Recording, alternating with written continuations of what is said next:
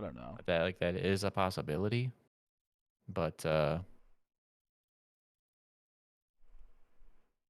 It's working it's now. also possible. It's working. What, are you streaming? Yeah. Really? Yeah, I just reset my PC and it's like working. I don't know. Maybe there was some disconnect Hmm. between the internet when I didn't reset my PC. I don't know. I don't know. I was able to Okay. select our prior stream. I didn't do it the first couple times that we tried to restart, but I think it's going to pick up where we left off now.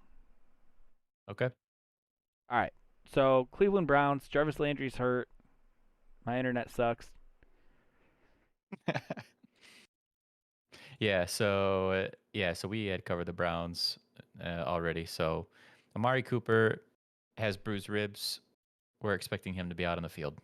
Situation to monitor. Deontay Johnson also got banged up. It looked like a serious injury in the game when it happened, but as of right now, we're expecting him to be in.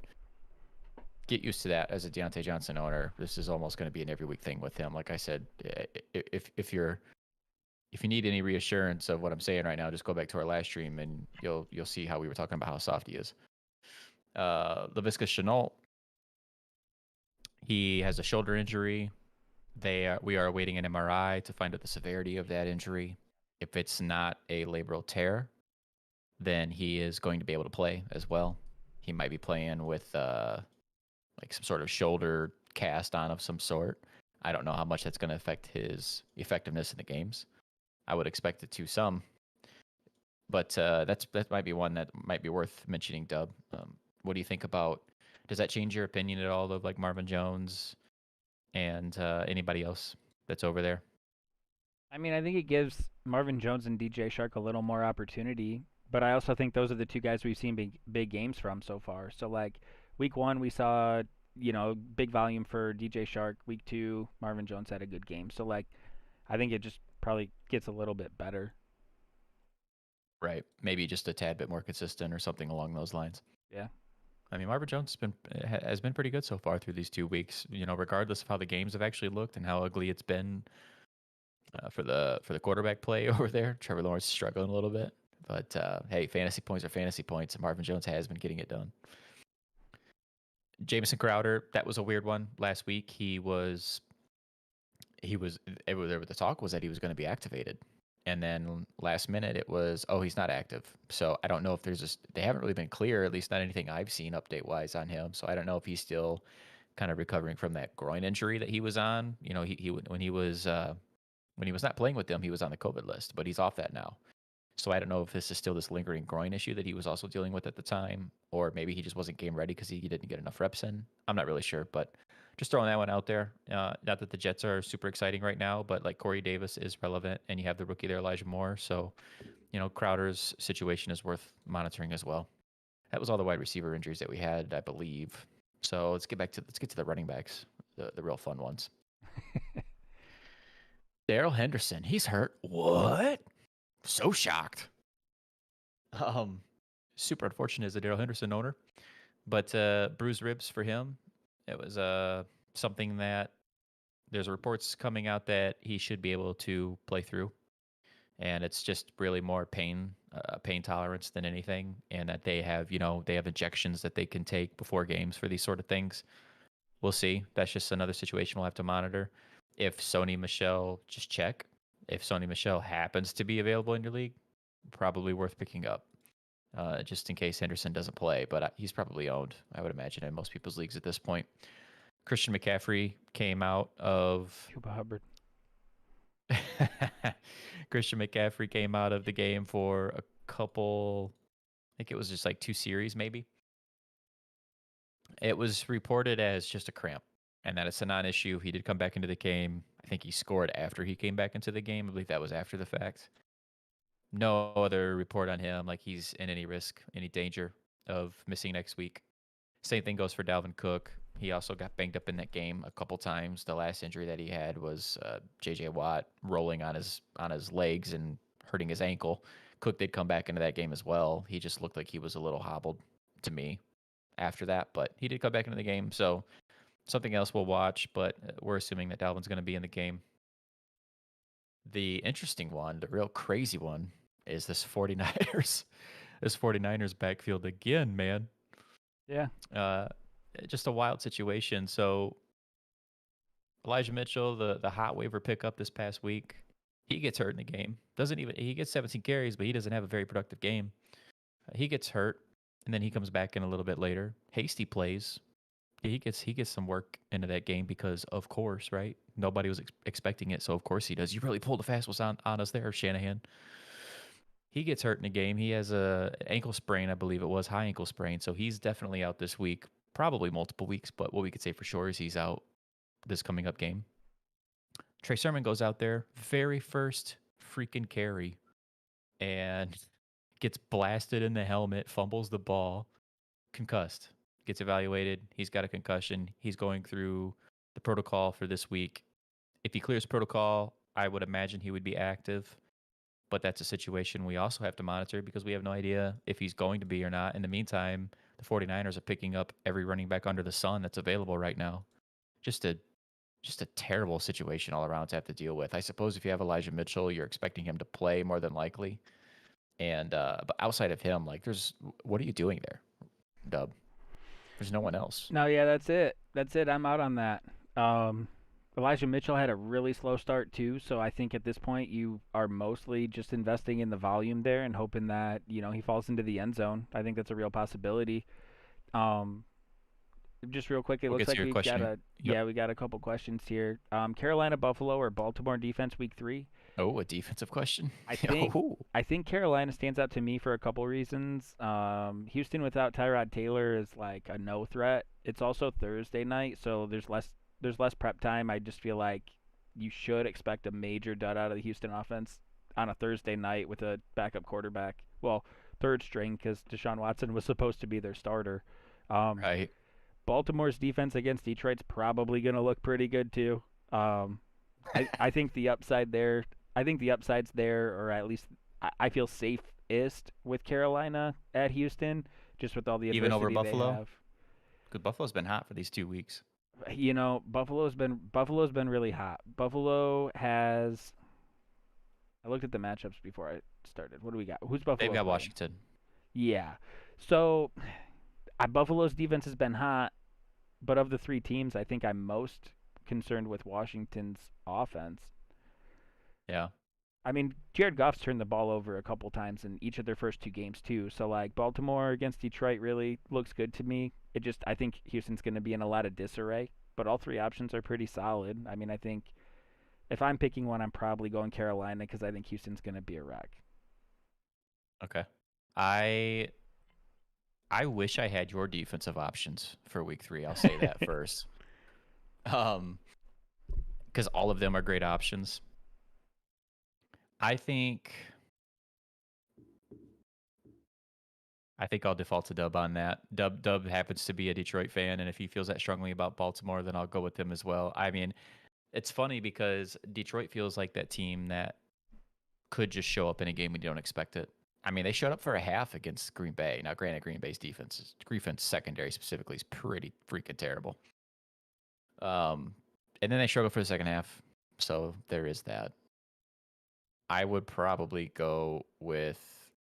I just want to roll with Buffalo, man. I would still run with them, but I That's can fair. totally understand going with Baltimore against Detroit. Buffalo's got the momentum. There's an argument for They all do. 3. I think Tyson Williams against Detroit's the way to go with the running back situation, though. Gibson against Buffalo. I mean, I definitely know that Right. Buffalo's defense is solid. And Gibson Right. didn't have a great week last week either. So, yeah, I think I'm going Tyson Williams. I would as well, even though I think more of Gibson as a player than I do Tyson. It's not that I don't dislike Tyson, but I would go with Tyson Williams just given the matchup over Gibson against Buffalo. That's just a tough one. But if we're talking rest of the season, I don't think it's particularly close. I like Gibson a lot more. Same. Appreciate the questions there, James. We do this a couple times a week, man. So if you want to subscribe to the channel, we're here to help you out for sure. Yes, sir. Get those notifications Tuesdays and Sunday mornings. So let's get to Jacobs real quick. I mean, there's really not anything new about Josh Jacobs except for the fact that he's probably not. I mean, we're gonna have to pay attention to his practice, if he's practicing or not this week. But with given the injuries that it seems like he has, I think this is a multiple week thing to begin with. I think we're expecting him not to be active this week either. And it's kind of like the same thing as what we said this past Sunday. Like definitely not playing Peyton Barber, no matter what. And you can play Kenyan Drake, but it's desperation only for me. You still feel that same way too? Yeah, I do. I mean, he got I think 4 catches week 2, so like there's a little bit of I don't know, like I'd be flirting with the idea in PPR where it's like okay, like 4 catches for a receiver, you get some yards out of that, a little bit of opportunity, but also like I respect Miami's defense enough too. Like I just yeah, I'm not expecting big things out of Kenyan Drake. Same. Me either. I mean, you never can. You want to get to these waiver pickups that we're looking at, man? Just talk about them real quick. Some of these guys that maybe you're eyeing. I know I got a Yeah, few I of mean which are not owned anywhere. there's there's just some guys that need to be picked up. Like I don't know, there's guys that we've talked about for a couple weeks. So like ESPN will probably say like next week or two that nobody talked about them. But like Zach Pascal, I mean, at this point it's early in the year. You got a guy with 3 touchdowns in 2 games. Like that just has to be honored. I don't know what the big deal is on like staying away from it, but I mean it's happening. Touchdowns are points, fantasy points. So like I think more people should be in on that. Ooh, I'm sorry, who did you mention? I was so busy reading the chat still. Pascal. Right. Yeah, I mean, he's only less than 20% owned. I agree. I agree. We've talked about him enough probably at this point, but he should be picked up and owned at this point. And then the Carson Wentz situation is to be determined, but he should be owned. So, how would you like to do this? You want to just go through and name a few guys that maybe stick out to you? You want to go by position? How Yeah, do you prefer it? yeah, let's do it. Okay. So, I will probably start with the guys that are sort of most owned and then get to the guys that aren't any at all for the most part. Guys that are about half owned in leagues, so maybe they're available in some people's. Michael Carter, he has, he had 4 carries and a reception in week 1, which that's not much, right? That's not anything really, but it was already more than I was expecting for that first week. And then he comes out in the second week and he has 11 carries, 2 receptions, so he's 13 touches. And the more important fact being that he actually looked really good to me while he was out there on the field. Like he was making things happen that those other running backs haven't, especially Tevin Coleman. If you have Tevin Coleman, I don't think it's even worth like just drop the guy. Like don't worry. Like do not own that guy. There's you're never gonna play him. Michael Carter, 55% owned in ESPN leagues. He may be out there in some people's leagues. If he is, he's probably one of my top targets this week, just given the running back position and how thin it is. You happen to have him in our league, so there's no chance already in that one. But did you get to see him play this week? I did not see I didn't see much of the game. I saw that he was involved early and he was involved early and he didn't disappear at any point. It seemed like him and Ty Johnson were kind of splitting the carries, and then Tevin Coleman kind Yeah. of slipped in later on and then disappeared. So if I want to say final stat sheet, Michael Carter had the most touches out of the backfield, and that was kind of surprising for week 2. I thought he was going to take a Big little time. longer to come around, but he's getting most of the touches out of that backfield, and it seems like Tevin Coleman might not be as big of a factor as we were assuming. No, because he's trash, and the Jets are realizing it quickly. Yeah. That is the reality. Like Ty Johnson is a bigger threat to Michael Carter than Tevin Coleman ever was, and that's proving to be a reality already as soon as week 2. Like that was the biggest reason why it was difficult for me to want to have like a lot of stock in Michael Carter, was just because it appeared to be a three-headed monster, and I suppose to some degree it still is. On top of that, it's on a bad team. So it's just, like of course that's a situation that nobody really wants to buy into. But Carter got 11 carries and a couple catches already in week 2. But also looks much better. Like he was making people miss an open field. I think his vision's pretty solid. I thought he looked I thought he looked good. I don't know how much actual fantasy production. Like I don't know how quickly this is going to lead to production, but we're talking about the running back position. Like there's not many of these guys just available every week to go pick up like there is receivers that sort of just pop randomly. So to me, he's one of the top targets. But like I said, he's about half owned. So he might not be in your league. He might be check for him. Another guy that's kind of flirting with that 50% own range is Daryl Mooney.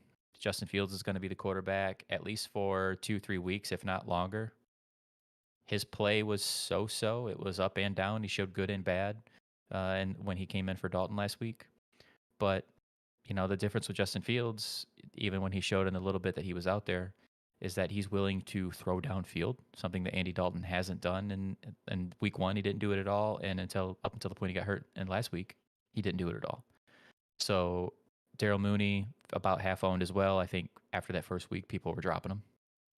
And he was already a late round pick anyway, so it's probably one of those situations where people saw it the first week, they saw Dalton's play, and they were like, "Nah, I don't want any of that situation." Well, Fields is out there now, and that might be bad for real football sense. That might be bad, but for fantasy, that might actually be a positive for Daryl Mooney. I saw a couple deep throws that they connected on, one that Mooney did drop, but at least the targets are there. Yeah. Little bit higher ownership rate, but we were talking about like how hard it can be to find some running back, especially this year. I'm seeing Mm-hmm. James White is owned in 2/3 of leagues, and that's gone up almost 19% since last week. So that dude has had 6 catches and 50-ish yards, 45 and 49 each of the last 2 games. He also had a rushing touchdown against the Jets this week. So, yeah, I mean, with running backs being hard to He's not. find, Yeah. there's a 1/3 chance that he's available in your league. Like that's something that I'm getting interested in, mostly because I saw that happen with Mac Jones. So like that makes me feel better about it. That could end up being a thing. It looks like maybe Mac Jones is the Tom Brady 2.0. Some dump offs. I'm not saying like you know what I mean in profile, in game I flow, do. in Yeah. The willingness to dump down the short stuff, target yeah, guys like James White. yeah. So I I hear you mean and agree. that could end up being a big deal. I mean, there's some other guys that were interesting. I mean, obviously injuries affected some, but like Mark Ingram got all that volume and he's still available in over half of leagues. J.D. McKissick had the receiving work. He's still available in over half of leagues. And then a couple guys that you've brought up are Tony Pollard and Kenneth Gainwell are still under 50%. And that's with Kenneth Gainwell going up almost 40% since last week. Yeah, he went up 40% last week, which is crazy. But I mean, that 40%, probably 30% of those are Miles Sanders owners. I would assume, Yeah. maybe getting a little nervous. I think Miles Sanders was also questionable for a couple days last week. Obviously, he played. Yeah, Gainwell is a rookie that's involved that Philly likes. He's been involved now for 2 weeks. I don't think his work will increase anytime soon. To be honest with you, Miles Sanders, a guy that we've all were down on, he hasn't looked too bad. He's actually looked a little bit better so far this year to me than he has in previous years, but he's still Miles Sanders at the end of the day. It's not like I would bank on the fact that Kenneth Gainwell wouldn't cut into his work because I don't think that much of Miles Sanders. But Gainwell's likely not somebody you're going to be able to play ever unless Sanders goes down. Tony Pollard, I think, is somebody that, pick him. I would pick him up. I would try to pick Tony Pollard up. He would be another one of my top targets this week. But again, I don't think it's a guy you can play because he was involved a lot more this past week than he was in week 1. But this shit can go week to week. Like we don't know what that's going to look like next week. But I think he's worth holding on to because, man, I mean, it's obvious. Like it's obvious watching the Dallas games that Pollard has so much more juice at this point than Zeke does. As sad as I am to say that, because I mean Zeke's game. I mean, obviously, I was a huge fan. Of course, we all were.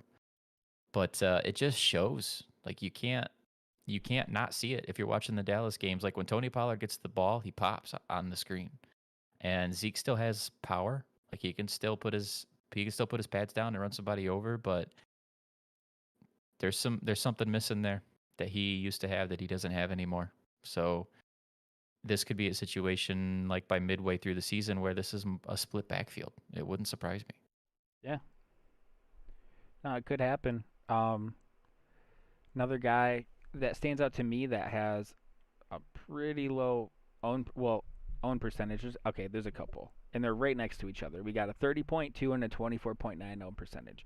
Emmanuel Sanders hasn't Mm-hmm. done a ton with his volume, but he's getting a lot of volume, Yeah. and that's just like I don't know. To me, that screams consistency.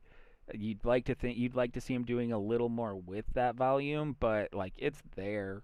I think there's some value in knowing that or feeling pretty safe that you're not going to take a goose egg on a week, but also that there should be a little more production coming out of those touches. So, I mean, I think for the bottom of your roster, that's something worth considering. And then my boy Rondale Moore down there, 24.9%. Man. There's still a lot of mouths to feed, especially in that receiver core. But like, the dude did it. The dude did it.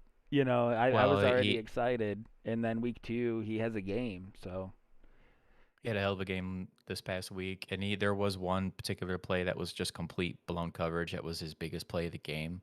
But even take that take that away, he still balled out in that game. Like he looks so good in open field.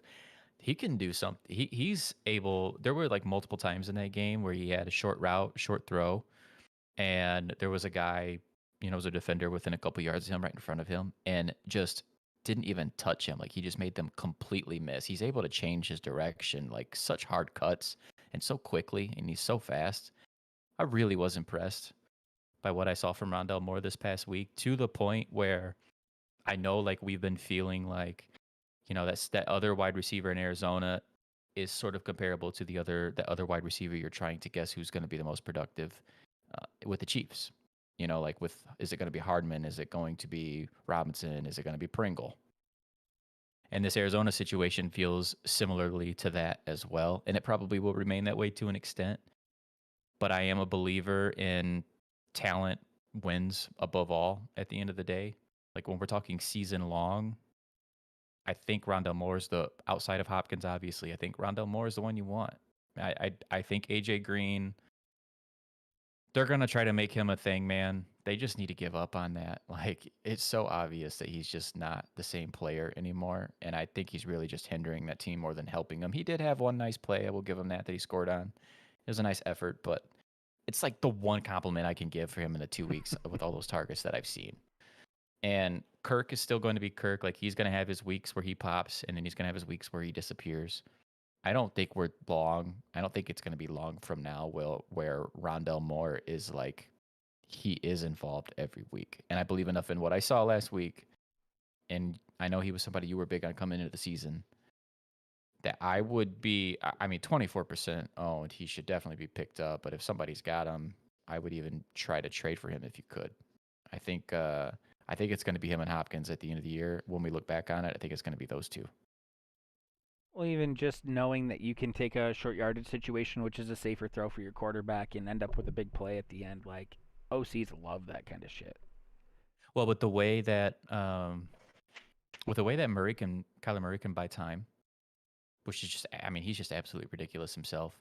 But the way that he can buy time, it allows these receivers to just be wide open because those coverages break down so often when that happens.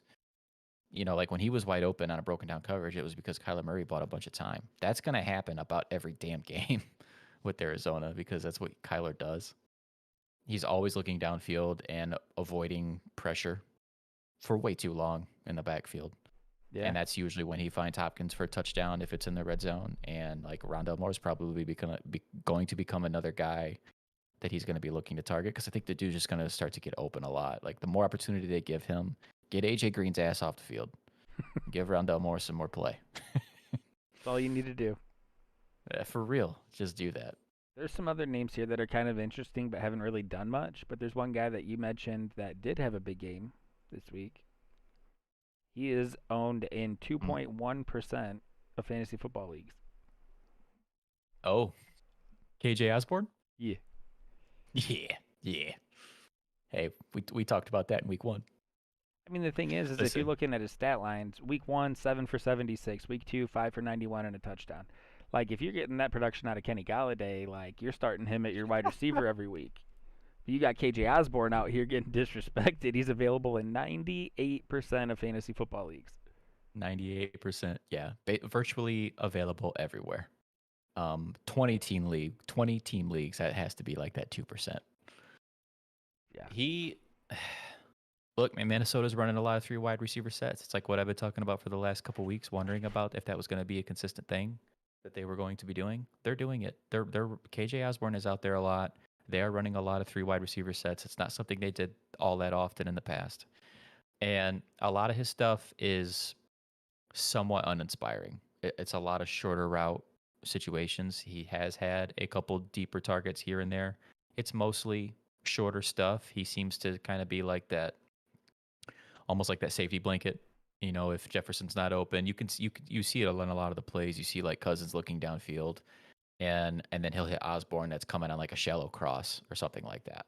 So it's not the most exciting play, but that could also lead to maybe a little bit of a floor and consistency from a wide receiver not named Thielen or Jefferson that nobody was thinking about or talking about up to this point.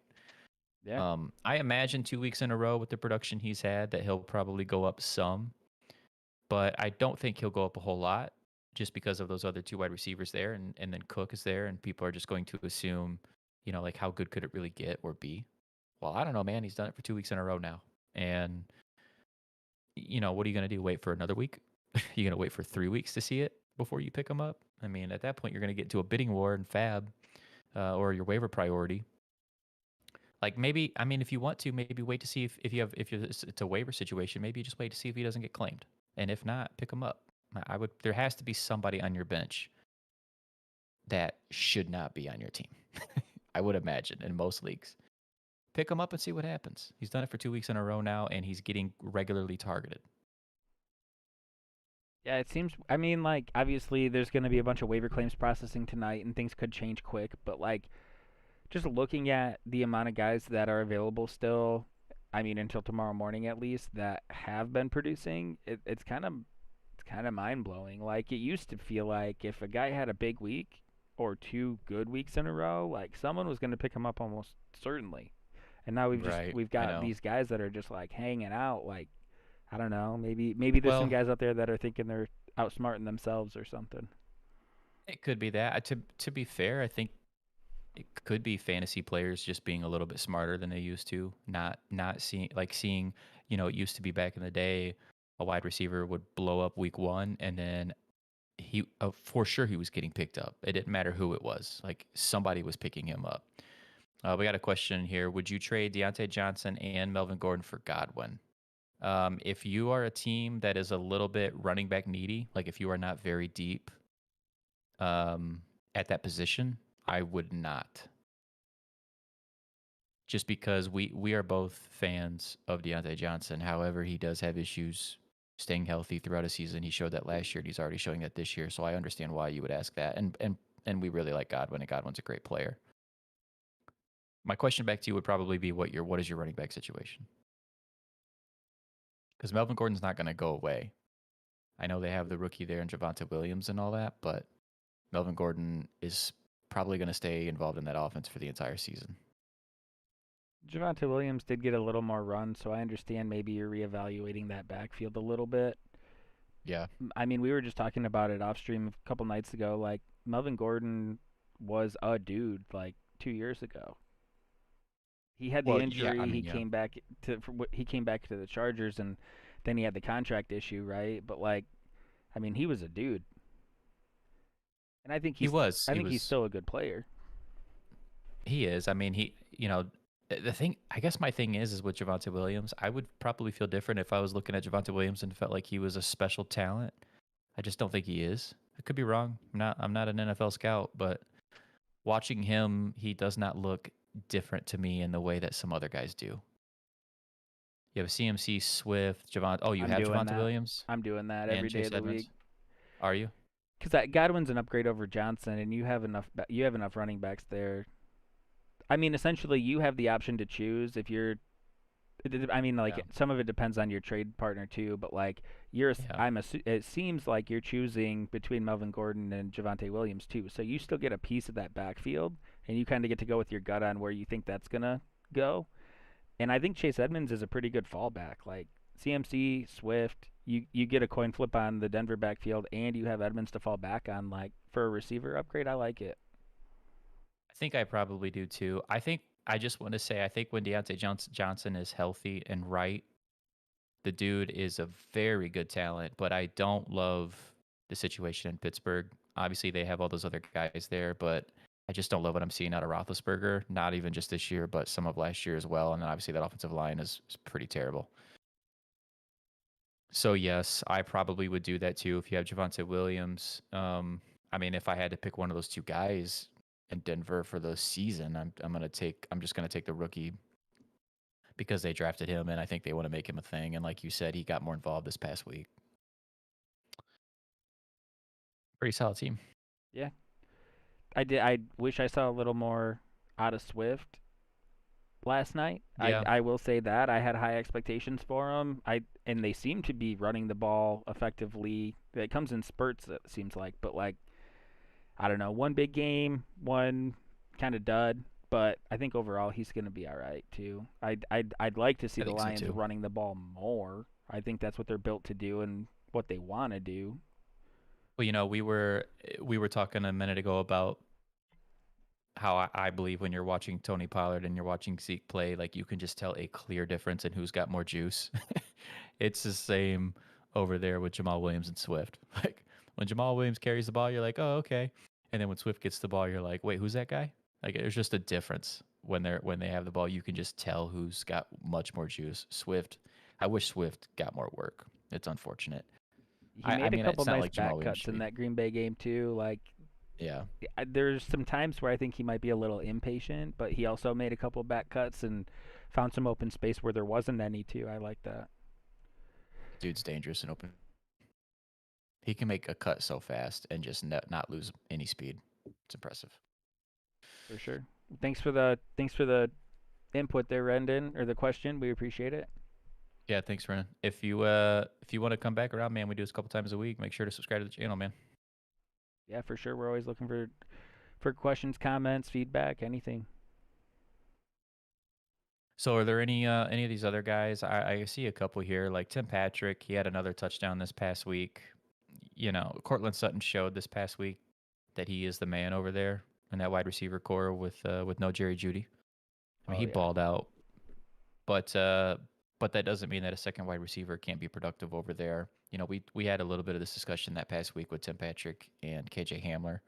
We said you should pick them both up, and I picked up Hamler because I felt like he was the less likely guy to be productive. But if he was going to be productive, I feel like he has a higher ceiling, and that's usually the type of player that I'm looking for.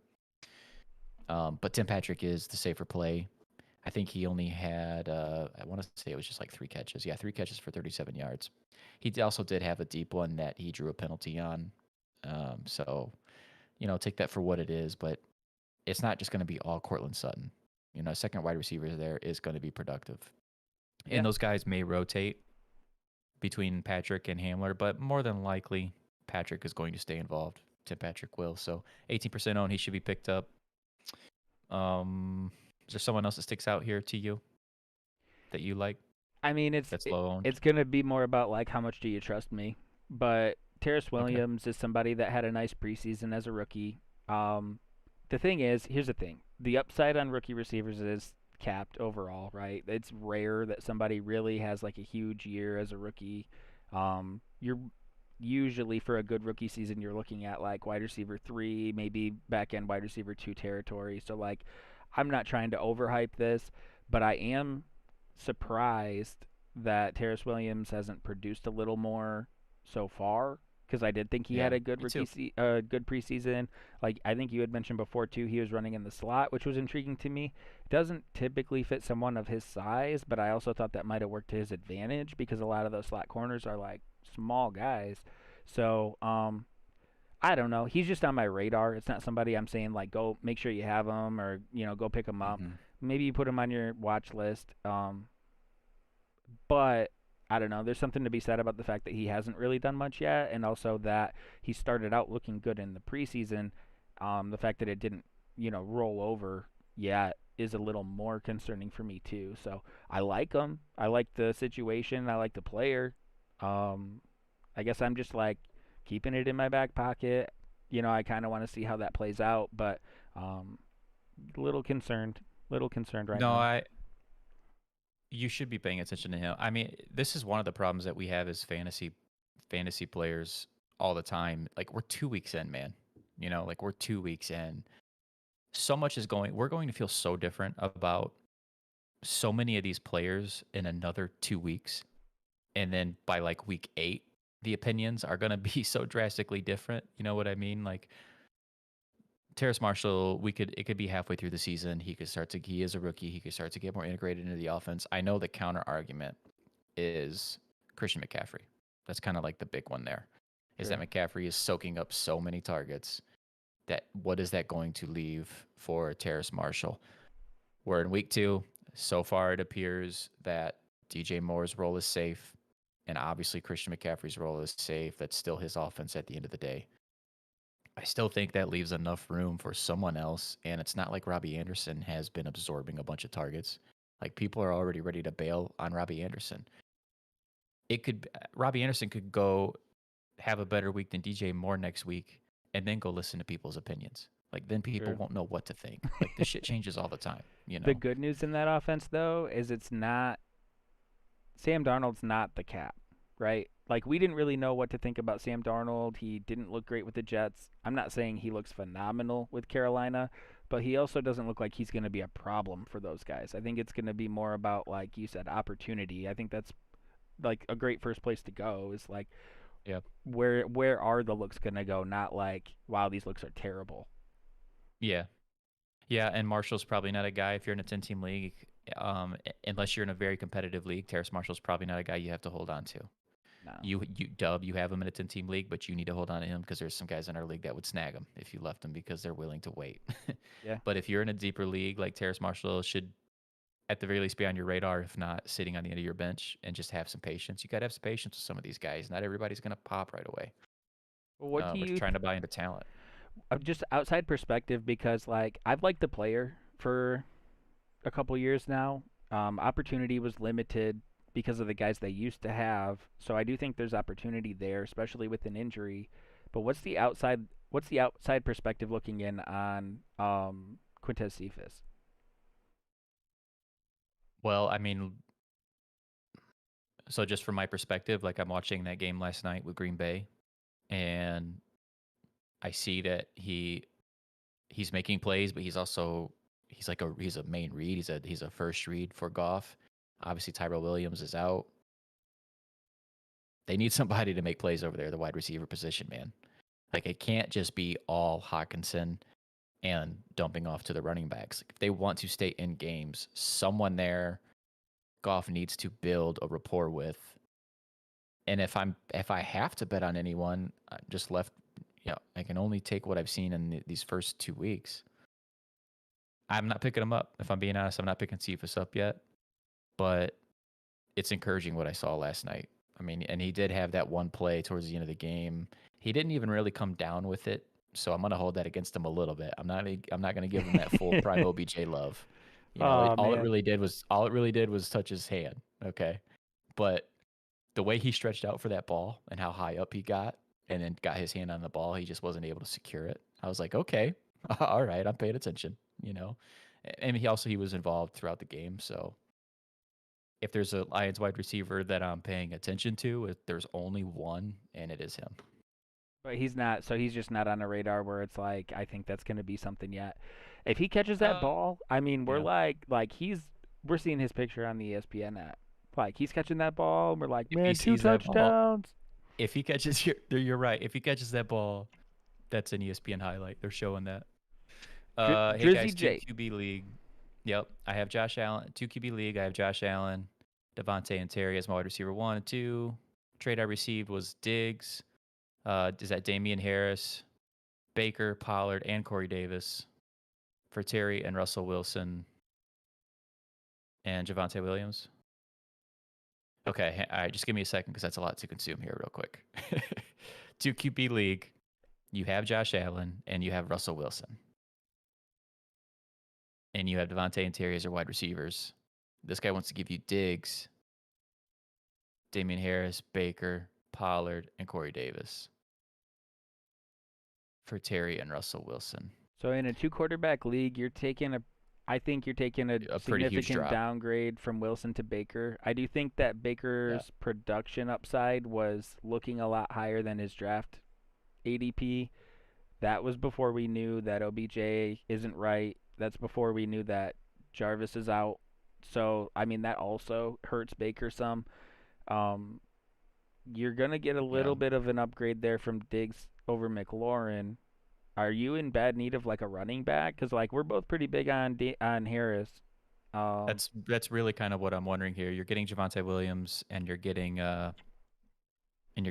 Damien Harris, and also Tony Pollard, who, I mean, it's not going to happen probably this year, but he should be playing over Zeke at this point with what he's shown on the field. But what's your running back situation looking like?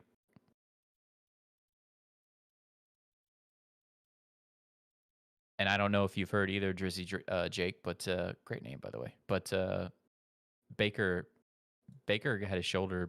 He hurt his shoulder in that past game. He's expected to play, but he might be playing with some sort of brace. It's on his non-throwing shoulder. It's the only reason why he's able to play, to be honest. Your starting running backs are Zeke and Swift. So you get Pollard back for the handcuff, and you'd have Harris. That makes it more interesting. I'm not totally out on Corey Davis either. I know he had a pretty bad week this past week. Really, Zach Wilson had a pretty terrible week. But I'm not totally out on him. He's still the wide receiver 1 there, and Zach Wilson will still target the hell out of him. You in a PPR league? Really, Diggs in Dub, PPR is insane. All you're really getting here, Dub, really is you're taking Baker for Russell, which is the obvious drop-off. But in return, you're kind of winning. You're getting some insurance with Pollard. Well, here's the thing too, though. We got to remember, if you're getting this many guys back, you're gonna have to. We got Diggs, Harris, Baker, Pollard, and Corey Davis. That's a 5 for 3. So that means you're gonna have to cut 2 guys too, when you make this trade. So like, if you're not happy with your bench, that comes into play too. But if you've got some high upside guys down there that you're trying to wait and see on or something like that, like you're gonna have to cut a couple of guys that you might like. But the trade, I mean, just the trade, it's worth considering for sure. I think we're both thinking about it pretty hard. I am thinking about it hard, man. I mean, you bring up a good point about having to cut a couple guys. Sometimes you don't really care about a couple guys on the end of your bench, and sometimes you really don't want to let those people go. Yeah. And that trade is close enough that probably would be a bit of a deal breaker for me, depending. 4 open bench spots, so that's not a factor. Okay, it's not a factor for you. Man, I'm a huge fan of Stephon Diggs. I mean, Terry McLaurin is an absolute baller too, but I would want Diggs over Terry, no doubt about it. I like Damien Harris. I think there's a world where Damien Harris is another couple fumbles away from like seeing that rookie Ramondre Stevenson show up and see what he can do again. But for now, like, he's secured as the running back 1 for that team and guaranteed volume as long as the Patriots are staying in games. And he's looked pretty good. Like, he's definitely a playable running back. Man, 2-quarterback league means there's probably not many options. But what kind of I know we're asking a lot of questions, but like, what kind of free agent quarterbacks are you looking at? Like, if Baker doesn't work out, is there anybody sitting there that you can fall back on? If Justin Fields is there, is Justin Fields there? Probably not, right? 2-quarterback league, probably not there. Well, I mean, maybe not. But like, it's worth asking for sure. But with that much bench flexibility too, like, do you scoop up Trey Lance?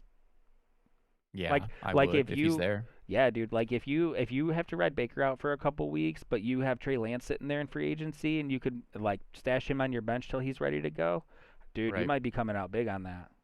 If you had a guy like that, a quarterback available like that, I would make that trade, I think. I mean, I'm feeling a lot better about it at PPR too. Like, that just adds that value to Diggs for me. Yeah. But yeah, I mean, if there's like a high upside, even if he's not playing yet, but if there's a high upside quarterback just chilling there, ooh, I'm a Lions fan. I mean, Goff put up some stats week 1. It's not a bad backup. that defense has definitely given up some points. Um, I mean, I'm asking you, Dub, and I guess I'm kind of asking this with Jake too. But what do you think about old Teddy B? He's only 19% owned in fantasy and ESPN leagues. Would you? I mean, in a two quarterback league, guys had two 20-point weeks in a row. maybe I mean maybe over Goff. I still like Baker, maybe a little more than most Oh as far as yeah, I'm not season long saying that. goes. I'm just saying as a fallback.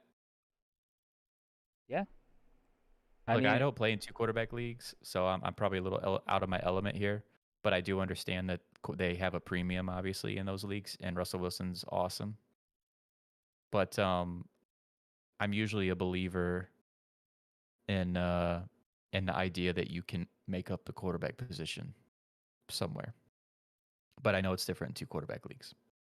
the the other hidden perk to this. So it's obvious, I think, either because you asked for the guy or he offered him, that Pollard is an intriguing player for you because you have Zeke. Right.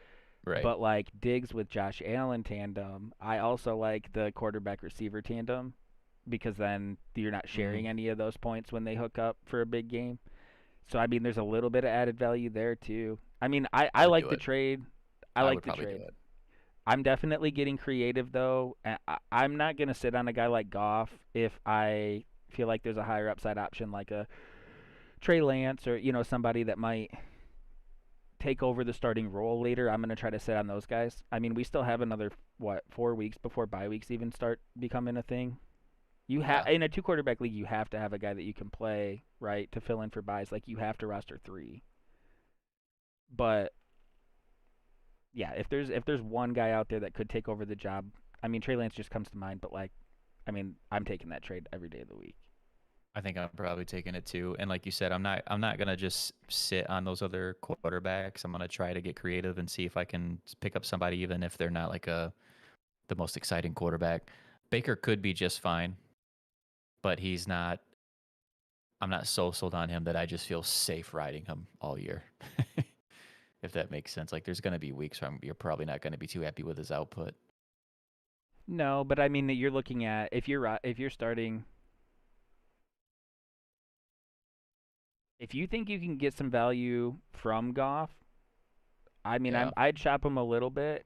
I I would would try too. to. It's hard because if you initiate the conversation, it's already implied that you're trying to move that player. But like I might try to see where other people are valuing him. Um, Sometimes you have a homer, or he did have that big week one. If I do that trade and I could trade Goff and even like a bench piece that I don't see a That's world where exactly I'm what you do. starting it to get like a Yeah. Trey Lance or something with some upside later, like yeah. I mean at this point you've got enough insurance with like Pollard as your handcuff and Corey Davis as a fill-in receiver, I'm assuming, or maybe even what I mean. You're adding. It's interesting because you're getting like Diggs, you're getting some high end talent, but you're also getting some depth and insurance too, and it gives you some opportunity in the trade market to get a little aggressive. I think. Well, that other owner, they're wanting Javonte Williams, and either like they have to be doing that, assuming that Javonte might end up being the lead guy in Denver at some point, maybe some point soon, and that might be true. But it also could be that Damien Harris outperforms Javonte Williams for the entire season. Like that's also very possible. He's getting the upgrade with Russell Wilson, but that's it. Right now, I mean, like you said, who knows where we're at in 2 weeks, right? But right now, like Harris over Javante Williams. Right now, yes. Um, that can change, but we none of us know that. None of us know how that's going to work out. Just the idea being that it's also very plausible that Harris ends up being exactly what he is right now for the entire season, and that Melvin Gordon never goes away. Like that could either be a wash, or you could actually be winning by getting Harris, And and well, you're already winning by getting Diggs, and you're getting Corey Davis, and you're getting the insurance with Pollard, and what you're giving up there is the Baker for Russell Wilson. yeah, I mean, really, what you're doing is you're playing that game with Zeke already. Like what we're talking about with Gordon and Javante Williams, you're kind of playing that game with Zeke versus Pollard anyway.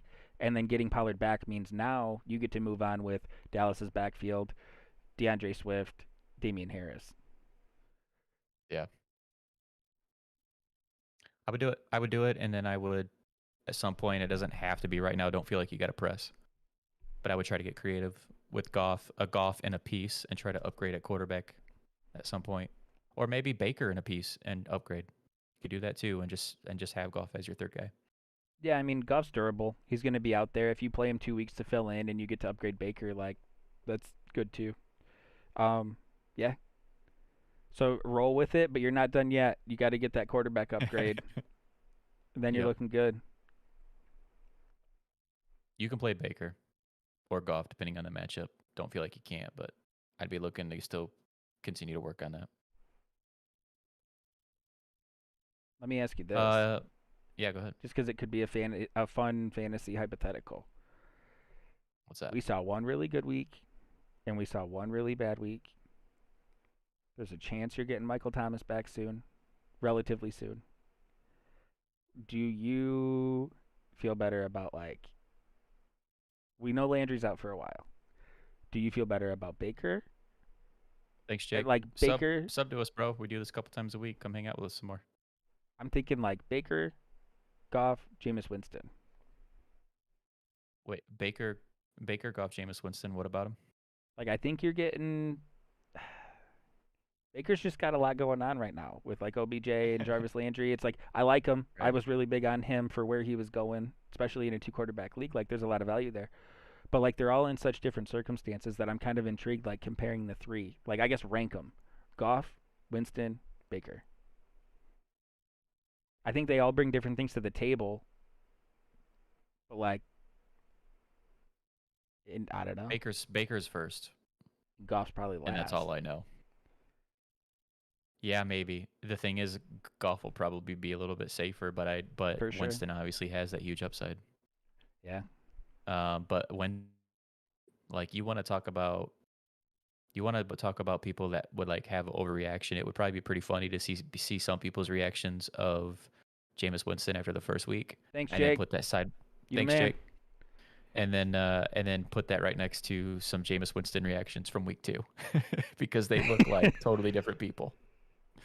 Yeah. Like week 1, people probably like, oh my God, Winston is gonna end up being awesome with Sean Payton. Sean Payton has figured it out for Jameis Winston. Yeah. And then week 2, and it's like, I've seen that Winston before, but he was wearing a Bucs uniform last time I saw that Winston. Those are the exact memes, dude. Like the first meme, the first week, it was like, don't forget this guy was a first overall pick, Heisman winner, blah blah blah.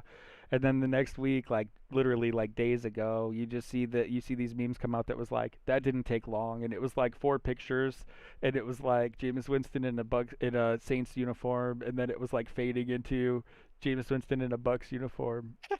That's how quick you can flip the switch on him.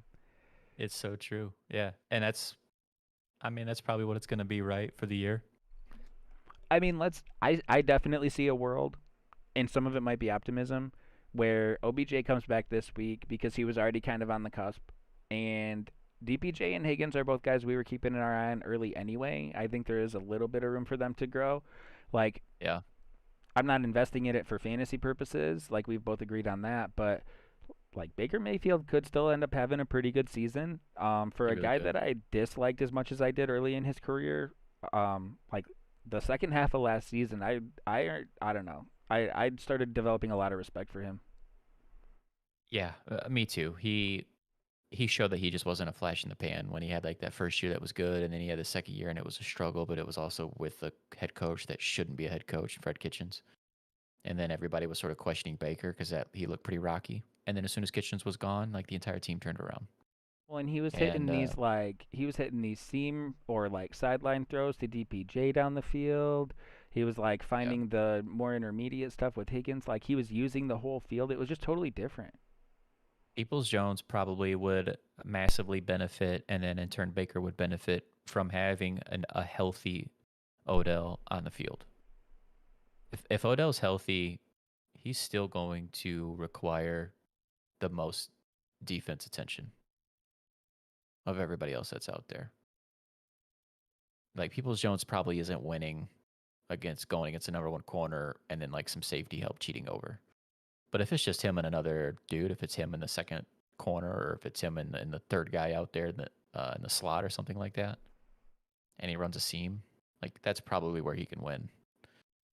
I'm still out on him, like you said, for fantasy purposes, but I don't know. I hope Odell can come back next week, and I hope in a couple weeks Odell looks pretty good and healthy. I'd like to see that. Yeah, me too. Yeah, I know you would, for sure. Well, that was good, man. I mean, that was a tough thing to break down, but I do think Jake's in good shape, man. I think if he trusts that lineup depth, getting some top end talent back in Diggs too, and still having a way. It sounds like his league's pretty active in trading. Like I think that's gonna work out pretty good. Yeah, like when I first saw it, I was like, "Ooh, giving up Russ, can't do it." And then I started thinking more about it, and I'm like, "I think I would do it." Yeah. And that insurance isn't something that's gonna feel sexy later on, but like hypothetically, if even if Zeke's like in the hot seat at any point for like 2 or 3 weeks this year, like you're just gonna feel that much better knowing like if this is what happens, I got the guy for next week. Like I'm not stressing. Yeah. Plus, there was like 15 quarterbacks that got hurt last week. So if Russ goes down, I mean, shit, win, win, win. Yeah, duped him. Knock on wood. I got Russ. Knock on wood. Oh, Um. we Well, were. shit, man. I don't know. Yeah, we were breaking down some like kind of off the radar receivers. I know you had mentioned a couple. There was one that had a big week that isn't going to be interesting to people for a lot of reasons. I don't really want to like make a habit of saying like ignore big weeks, but Uh huh. like Who you saying? if you see a guy go for 2 catches on 2 targets for a buck 17 when he is known to be at best the third option on the team, you're not Who interested you in talking Quez about? Watkins, Hell no. dude. Some of them you see and you just know. And I like, don't get me wrong, crazier things have happened, but like right now, I have no part of me feels like I'm going to be missing out if I don't get that guy this week. I don't. I don't want any of them. I don't want Rager. Rager had a good week 1. I don't want Rager. I mean, I would. Devonte Devonte Smith, Smith. I'd take him. Yeah. Yeah, I'd like him. I wouldn't mind having him, but I don't want any of those other guys. I want Devonte Smith and I want Goddard until further notice, and that's about it. Well, you had some opinions about Goddard or like more how you'd like to see his opportunity increase and I thought I saw Zach Yeah, Ertz is missing some time. I'd like to see Zach Ertz like sit the bench for I don't know, like the rest of the year. That'd be cool with me. Um, He is on the reserve COVID list right now. yeah, and I think he's vaccinated. He's A lot of pro-vax, good that so did. I we're not going down that route. No, we're not. We're not. But I believe that means that he can be cleared for the game. I just wish the guy would go away already. Just go away, man. Let Goddard fly. Let him be the tight end one he's supposed to be. Because he is so much better than Zach Ertz is at this point. I'm not arguing about prime Zach Ertz and what he was at one point. But I'm talking about right now. And this was the case last year too. Dallas Goddard is the dude over there, and he just needs the opportunity. It's all Zach Ertz's fault. Like I didn't know anything about this. Maybe it's I don't know. Maybe it's just some like locker room talk. But there was a game I was watching. It had to have been Sunday. I was watching a game, and it wasn't even an Eagles game. And they were talking about how Jason Kelsey lost a bet to Zach Ertz. They had an offseason bet, and it was really weird. Jason Kelsey and Zach Ertz made a bet with each other. Zach Ertz said he was staying in Philly. Jason Kelsey bet him that he was going to be moved in the offseason. Mm-hmm. Really weird bet for two guys to make, but they're veterans that It have is. played together for a long time, so maybe they both just know the business aspect of it. It didn't Sure. sound like there were hard feelings. Loser had to like dye their hair red or something. But what's interesting to me is that the broadcaster then proceeded to say that Zach Ertz's side of the story was like, "No, man, we're gonna figure something out here. I want to stay here. This is where I want to be." Like if he's really trying that, like if that's how he feels about it, which obviously that's just a reproduction, or I mean, take it for what it's worth. That's probably like a third party, fourth party, reiteration of what had happened. Mm-hmm. But like if he wants to be there that bad, it's such an issue. For Oh, Goddard's he fantasy does, value, obviously. Like I don't care which is about clearly anything the else. primary focus. So somebody needs to tell Zach to fuck off. Yeah, Like, like bro, you should have red hair in some other city right dye your now. hair and be traded and go get traded somewhere. Like who likes old people? Who likes old play? Go to the Raiders, bro. Go play Go to with the John Gruden. Packers. I don't care. Yeah, that's fine too. I mean, nobody's better at promising production out of the tight end spot and then never producing it than the Packers. Exactly. Outside of Tanyan did have, all those touchdowns last year, I guess. You know where he could go that I'd be mildly interested in? We do this Where's it? sometimes. I know you said like we want to do this kind of like we're talking, and I think maybe I'm just getting a little more comfortable, but like I like to throw hypotheticals out there if anyone doesn't know. Okay? They're fun, but it's also sometimes that's where like we really get into some of these deeper dives and come up with something that nobody's talking about. I don't think it's going to happen, but Oh, New England. Obviously, we should have thought New England. It's just that they got two tight ends already. Tennessee with Jonnu Smith being gone, Yeah. like if Zach Ertz were to go to Tennessee, he's not going to offer much in blocking, but he could give you another receiving threat at a different level and let Julio and AJ Brown do their work outside and deep. It could be like I would be really interested if he went to Tennessee. I, I could definitely see that. We had another question. Do you think that Tyson Williams is reliable for the rest of the season? Whew. You want me to take that one?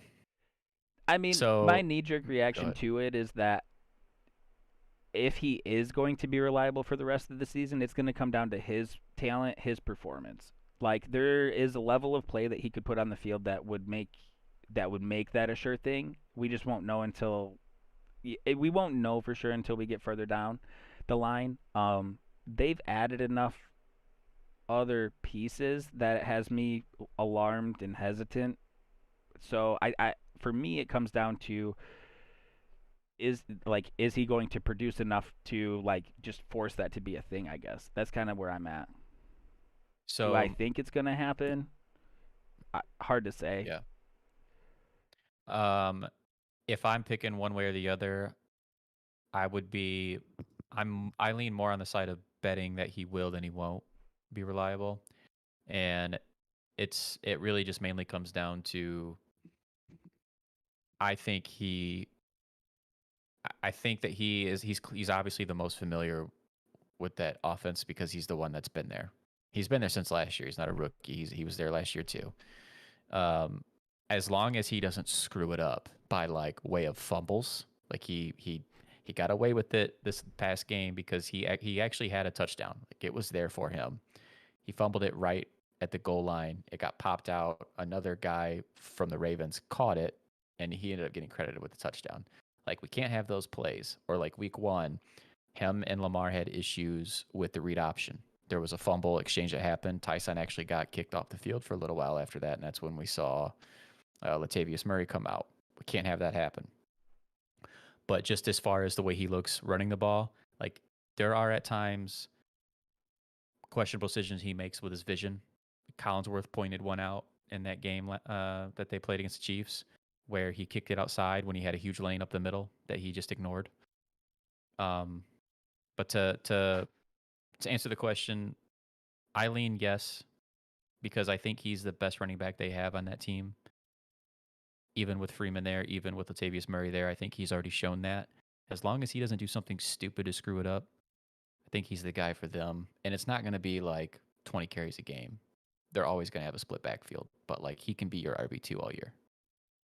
I lean the same way. I think he's looked the most comfortable in that backfield, which probably sounds dumb, but because he's been there the longest. But I do think he looked the most comfortable. I think he found space in small holes. Um, I think he's looked good. Uh, my big question from the game during the game, I even texted you and I had said like, why haven't we seen much Freeman after that 31-yard run? And that was the part that had me kind of wondering like it almost to me says in a way that they're more committed to Williams. We did see Freeman a little bit later, but the usage wasn't there. He was out there for some blocking downs, I think. I think they were more passing downs. So, I mean, I think the Ravens are indicating that they're more interested in Williams getting the touches out of the backfield too. Um, there was Mhm. just that one big run, and I don't think Freeman has a lot of those like on deck. I don't know how often we're going to see that. Probably, I don't think very. I don't. It might not happen again, right? I'm pretty down on Freeman, but when I saw that carry and then I saw them not use him, it's like kind of told me that they like Williams better too. I think so. I think he's looked good, man. I think he definitely has the most juice. I think that Latavius, what I thought before he got cut from the Saints, when I was watching him in the preseason with the Saints, I thought he looked a little slower than he has up to this point, and I think he's showing that even with the Ravens. I don't think he really has that speed anymore like he used to have. Remember Latavius used to be like that bigger back that also had some speed and pop to him. He still seems like he's strong, but I don't think he's really got much speed to him anymore. I think Freeman has more juice as far as the speed goes than Latavius does. That's why he was able, like that 31-yard run he had, or however long that was. Like, I think he can do that again.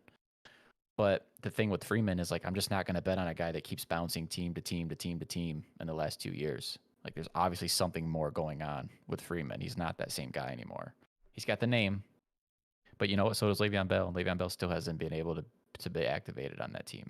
Like, I think there's more to it when these older guys start, or not even older, but just guys that have been around for a few years, when they just keep bouncing around.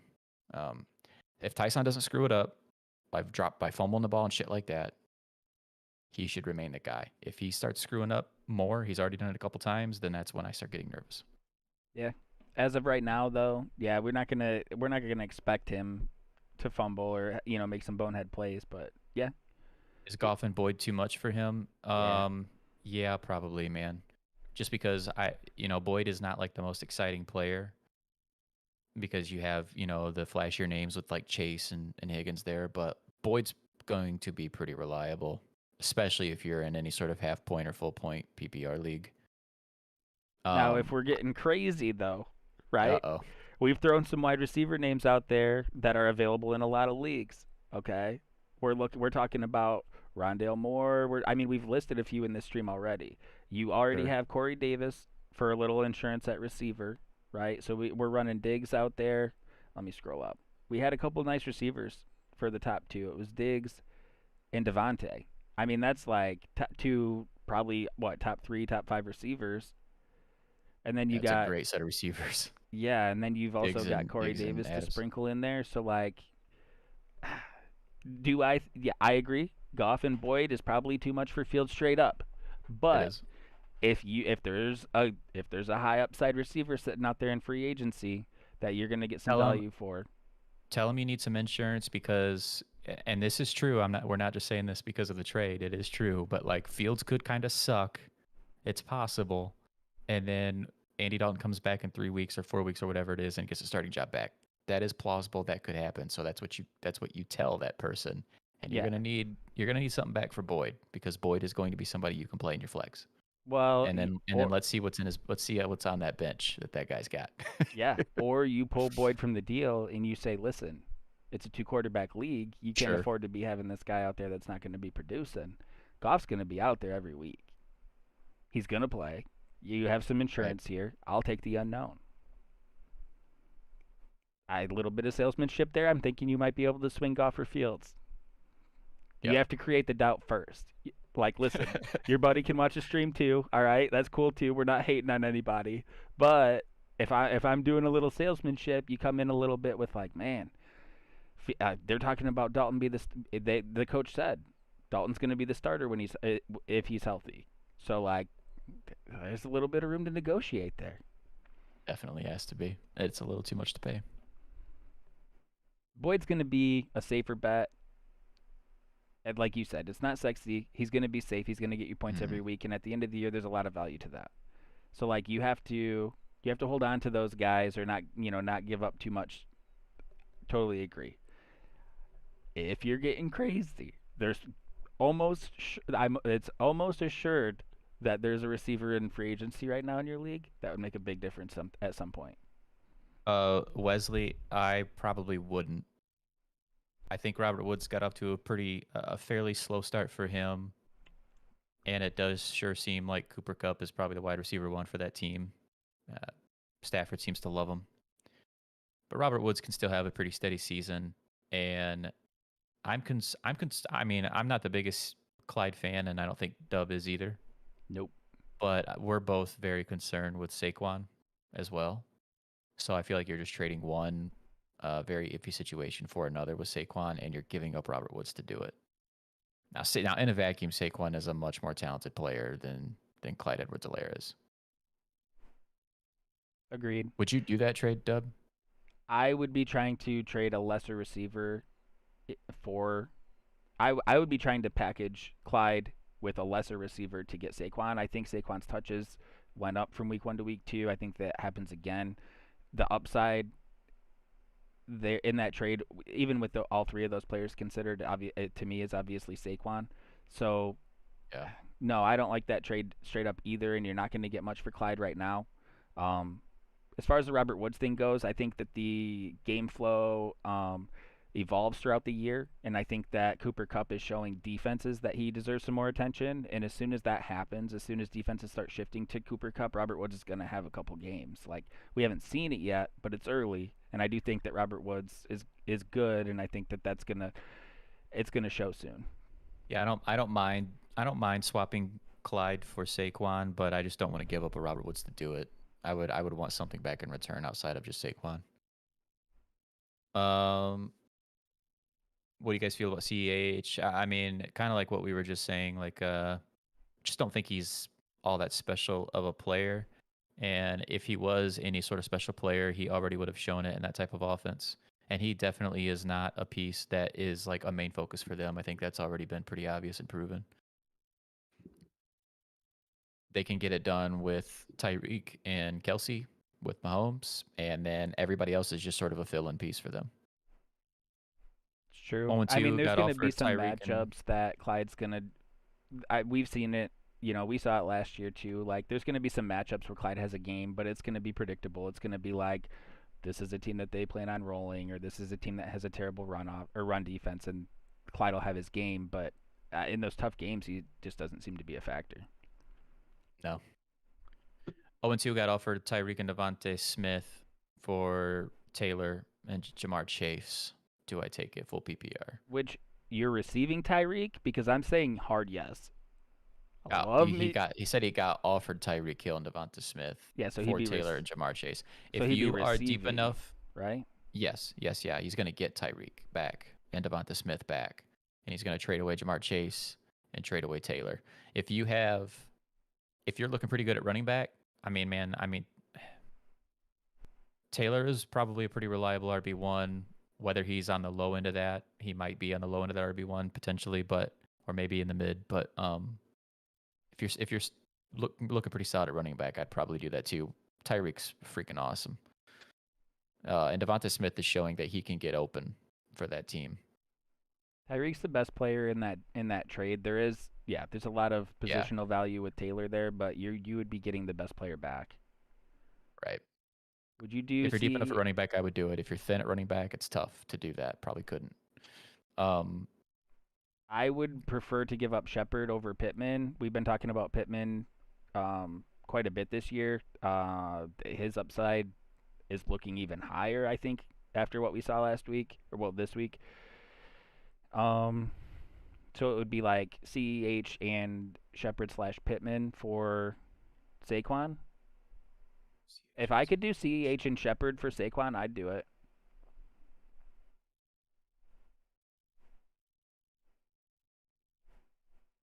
He's talking about trading away one of those other wide receivers instead of like Robert Woods. Yeah, that's how I'm taking it.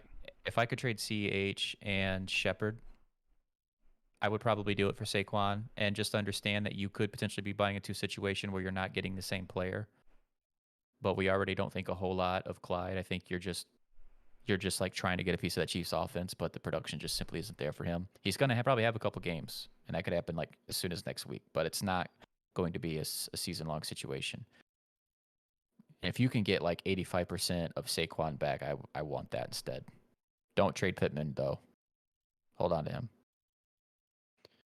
RBs Andrew, you're are. looking to move a running back for sorry. Go ahead. No, go ahead and Andrew, do it. you're looking to move a running back for a receiver, in my opinion. Robbie Anderson is good. I'm bigger on him. I'm higher on him this year than I had been up until this point. I love Rondale Moore, but we're going to be waiting on Michael Thomas, and Robbie Anderson hasn't really done it yet. So, I mean, if your record is like 2-0, you might be able to wait another week and see, if Robbie Anderson's going to do it. But on the surface, I'm looking like Eckler, Swift, Najee, Clyde, Connor. I mean, I think Sermon's going to get some run at some point, even if they just want to see what they have in him. It's super crowded, but uh, on the surface, I'm looking at it and I'm thinking you could probably move a running back. I mean, Clyde seems to be the theme tonight. let's trade. Let's see what we can get for Clyde Edwards-Helaire in our leagues. Like He's probably at an all-time low with his value, though, right? I mean, you can tell even true. by people asking. Like, people are looking to move him right now. If you can find somebody who's willing to buy CEH at a premium that you drafted him at, then I would absolutely do it. But don't. The worst thing you want to do is trade low. Yeah, and your other options there, like Harris, I know hasn't produced as much as people had hoped, but that also means you're not going to get much in return right now. So you're probably just waiting for him to come around. I feel the same way about Connor. Probably like at that point, you're kind of hoping some things develop, and he could end up being a more valuable piece later. I like, I like what you got going on there, though. That's for sure. Yeah, in a 12-man, you have a lot of nice, like a Rondell Moore isn't that's a nice pickup. Like having Hawkinson at your tight end is super nice, super reliable.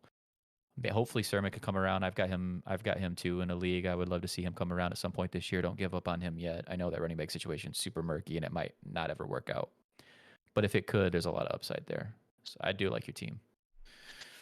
He said he wants Allen for Fields. What? Oh, Josh like Allen? Josh Allen Yeah, not happening. and a wideout of my choice. Nah, 2 quarterback league. No, not you. Just gave up Russ. You can't do that. Right. My options would be Devonte, Sutton, Anderson, Chenault, Waddle, Golladay. Nope. No, he's asking too much. You might be done. Might be done Yep. talking to that guy for today.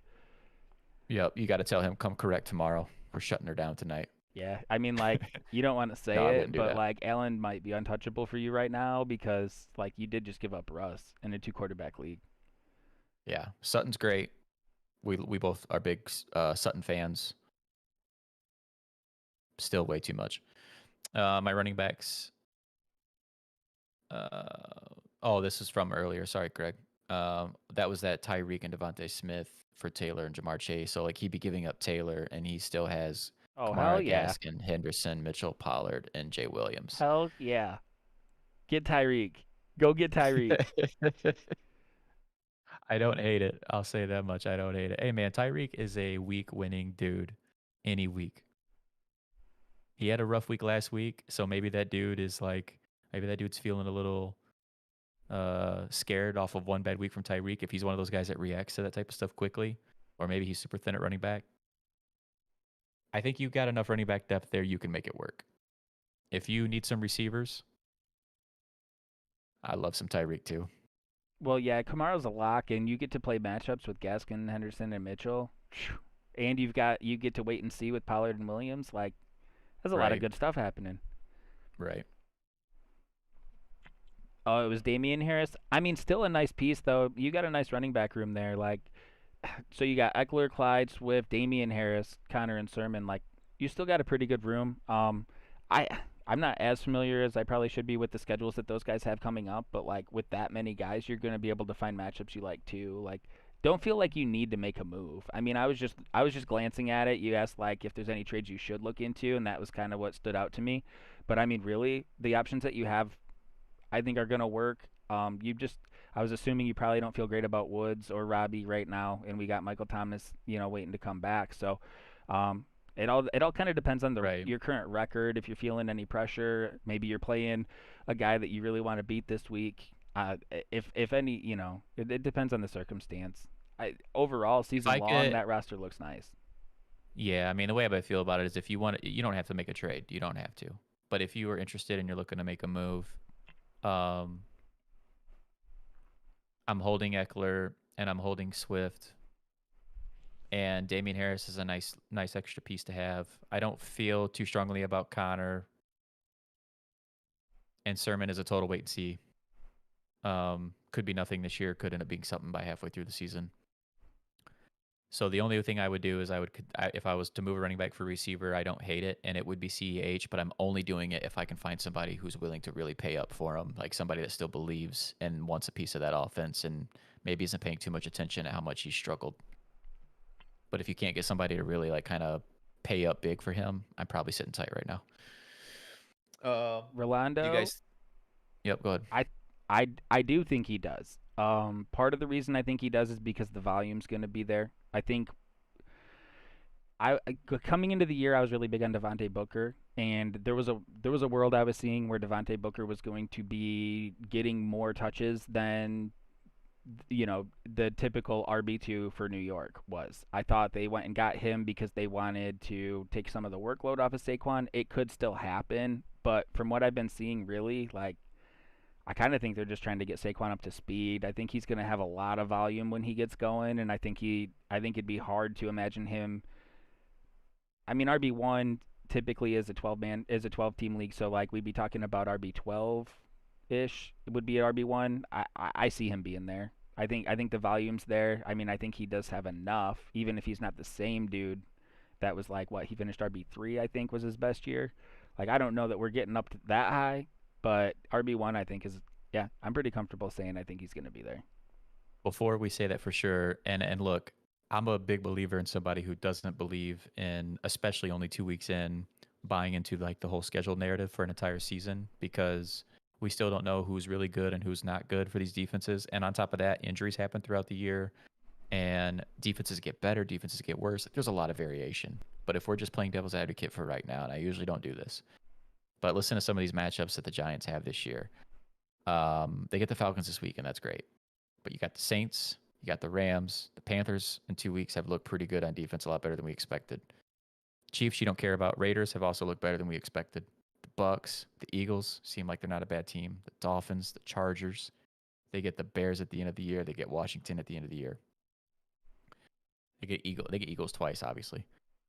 Just saying, if we're playing devil's advocate and we're looking at that schedule, we are not big believers in Daniel Jones, and I think that entire offense at the end of the day is going to be tied to Daniel Jones' consistency, because can't keep drives alive.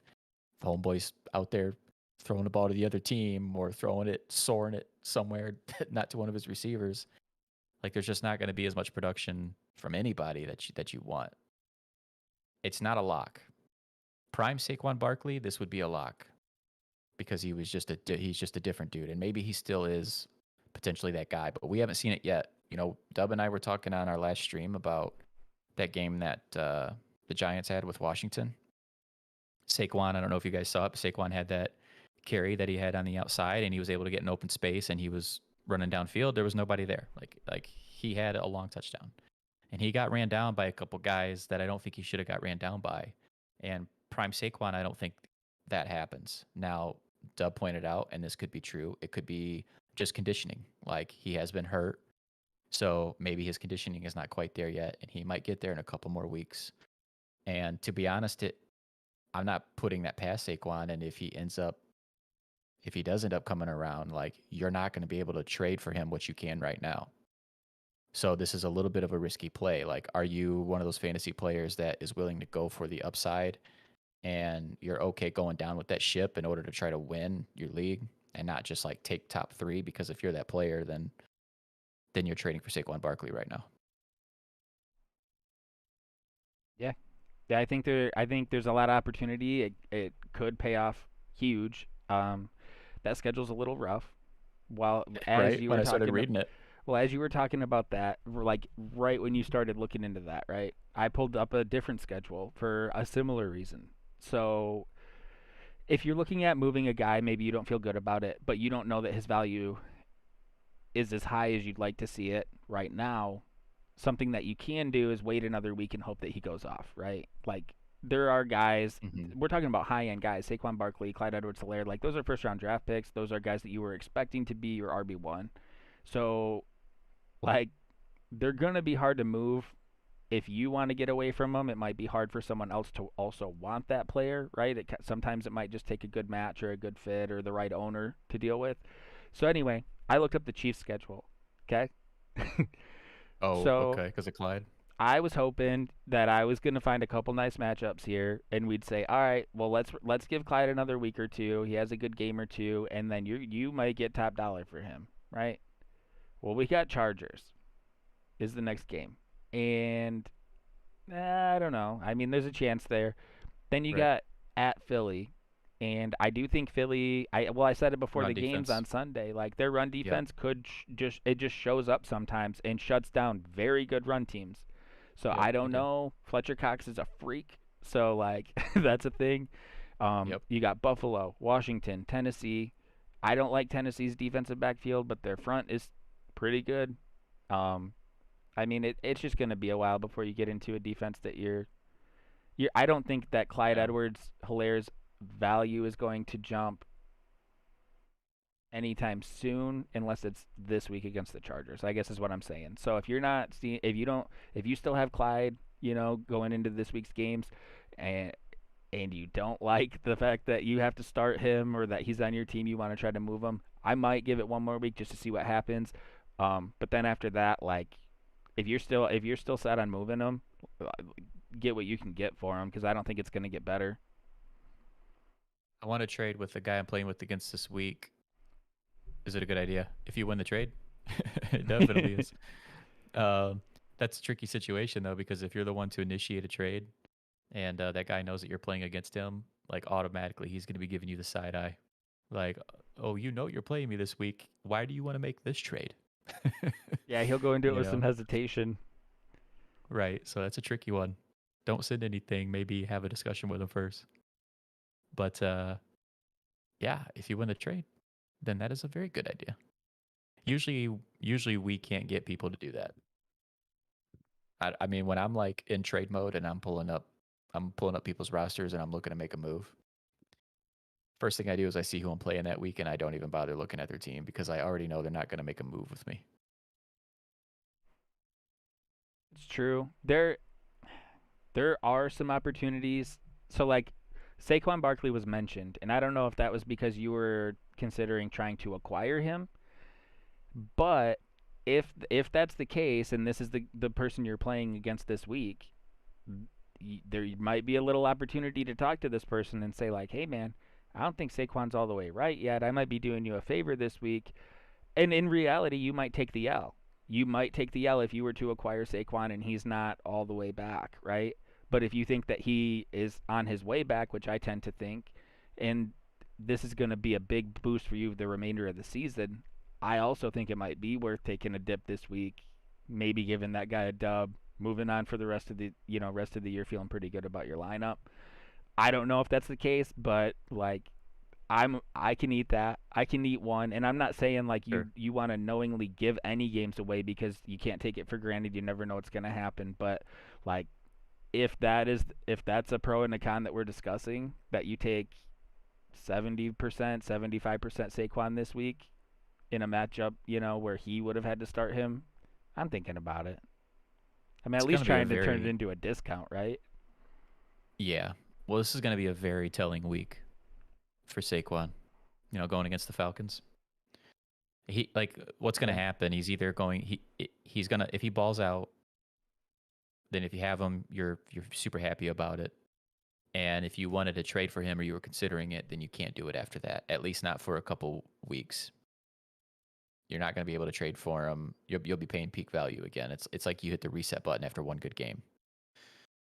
But if he sucks against the Falcons, now you're really panicking if you have him, aren't you? If he doesn't go out and get some good I mean, not If even just like have the right statistics, but look good on the field against the Falcons, you're worried. if you have him, you hate it. If you want him, It's the it's you the it's the love buy it. low of the century. Yeah, if you want him, you love it.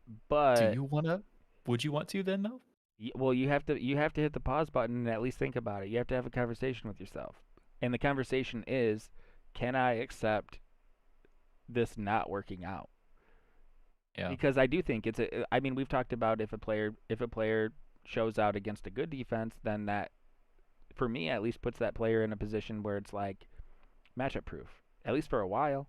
So like I do think the opposite is true too. Like if you have a nice matchup and you don't get it done, I mean you have to be aware that that's a really bad sign. Big time. I don't think it's happening though. The Falcons are bad, bro. Yeah. Falcons are bad. Don't tell Cameron. I think Saquon's all right. I think it's just one of it's just classic fantasy though. Like if you're the first to know something or if you're the first to commit to something, it's an advantage to you. But you usually take an extra chance of being wrong. There's a higher probability that you're wrong if you're the first guy or the only guy to feel a certain way. And that's not just Saquon, that's anybody. Like we talk about these waiver wire guys, and the reason we bring up these guys that are not talked about anywhere else until they have a good game or two is because like we want the first chance to pick that player up. I mean, it's the same way with trade value. If a guy has an all-time low trade value, you have an opportunity to get him for way less than you would any other time. But like, do Right. you know that this is going to be a dude? Or is this trade actually going to pay off for you in the long run? And you don't always know. You don't always know when it happens.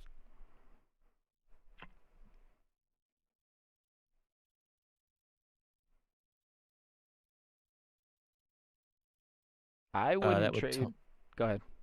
I would just say that would I can understand why you would want to trade Evans right now.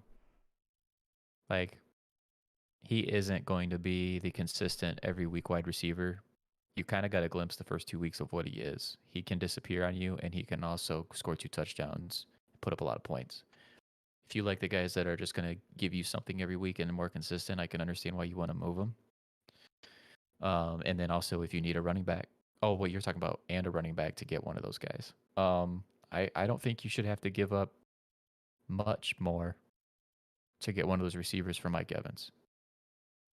In a vacuum, would you dub Mike Evans or Godwin for you? I wouldn't trade Mike Evans to get Godwin, even straight Right. up. I don't think. So like adding a running back would be giving up too much in my opinion. I, the reason I feel that way though, is because I think Mike Evans has the clear role on the offense. Now, I will say that I have to take that down a little bit because Gronk has kind of filled that touchdown role for them recently. But coming into the year, and I think overall it's still true, Mike Evans is that big body and he's that real touchdown threat when they get into those short and goal situations. And like that's where he like in the middle of the field you're looking at it could be Evans, Godwin, it could be one of the six targets that they have out there at any given time. But I think when you get short it becomes Mike Evans or Rob Gronkowski, and I like that. I think that Yeah. Godwin and AB are competing for some of the same looks. I know Godwin's looked pretty good, but He has looked good. I like the fact that Evans seems to have a role, a clear role on that team, and it's exclusive. So I don't know. I mean that's just my personal opinion on it. When you're looking at a crowded situation, I want someone that stands out for something. And the dude, he's a big body out there, and I mean Brady did hit him on more than a couple of those like goal line fades last year, and I think that's going to be a thing for a while. Cup is Um, interesting because yeah. you're looking to ride that wave, right? Well, and that might be the case all year. Cup has been a top 5 wide receiver in the past, and Stafford can definitely provide that for a wide receiver, and Cup seems to be his dude. It is only 2 weeks. I hate like overreacting this quickly because what happens if Robert Woods goes out and hits 100 yards and a touchdown, and Cup has like six catches for 60 yards? Are you going to feel different then? Like you're probably still going to really like Cup, but you're going to question it a little bit more, and that's in the realm of possibilities. But like if you were redrafting again today, all of those wide receivers are probably going ahead of Mike Evans. I don't hate it. Like if you like Cup or you like Ridley and you want to trade Evans for one of them, I'm totally fine with it. Just don't give up much of a running back for it because running backs are a premium and they're already close enough that you shouldn't have to give up much more. Now that's one of those situations where you're hoping that the Cup or the Ridley owner has a starting running back that you have the handcuff to. Like that's an ideal situation where like Sure. if Cup or Ridley owner has Zeke or just Yeah, or if we'll you got say like Madison and they got Cook, like something like that. yeah, you throw that in and be like, all right, well here's Evans for for Cup or Ridley and also you get some insurance. Off for Field straight up. So You now you're sitting sly on. dog, Jake. Did See, you he sell wanted that? Boyd. He wanted Boyd. See that?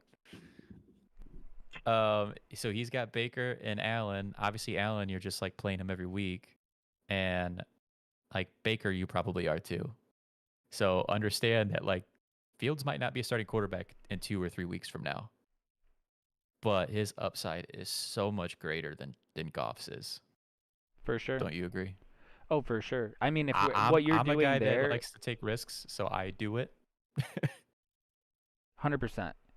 And it's because the two guys that you already have are reliable and productive enough that like it's worth taking the shot. Like I think when you're And looking at Goff, you know what you're getting and it's not yeah. sexy. It's not something that you're thrilled to put in your lineup.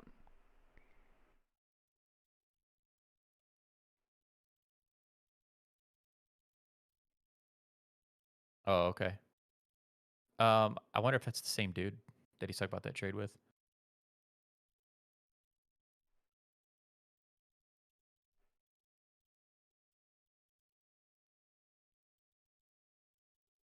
So if that's that same trade and you're including Goff and he's including Fields, He pulled the trigger.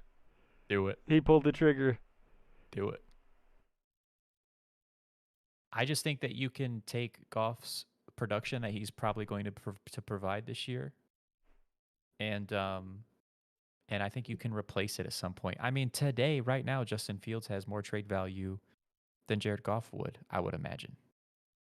Yeah. Right? Well, interesting. So interesting argument to be made though. Not pulling the trigger on the big trade yet has me a little more interested, or maybe it's just bringing them closer, in my opinion, on Goff versus Fields. Because if I have Allen and I have Russ, it's probably less likely that I want to start Fields over either one of them than it is that I have to start my third quarterback because one of them got hurt or something happened, right? So like, I for me, it's like I still like Fields over Goff in general, just on the surface. But when you take roster comp into consideration and the reliability that Goff might offer if you have him behind those other two guys, it's pretty close for me. But I still like Fields' upside way more. I'm not going to deny that. I think Fields has way more upside. So I it like seems the like he says he's upside. got Allen, Russ, and Fields. So it seems like made a trade, just traded Goff for Fields. Yeah, and I like it. I did too. I do like it, I but I like it like it because a it's little bit more if you pull the trigger on that big boy. All right, let's get back to this running back thing real quick. He's got CMC and Melvin Gordon. Probably not going to find much value. The other owner's probably not going to find too much value on the second. I think Javonte Williams might be giving up a bit more than you need to because there's a chance Javonte Williams gets more touches out of that backfield. You might end up with a starter out of that situation.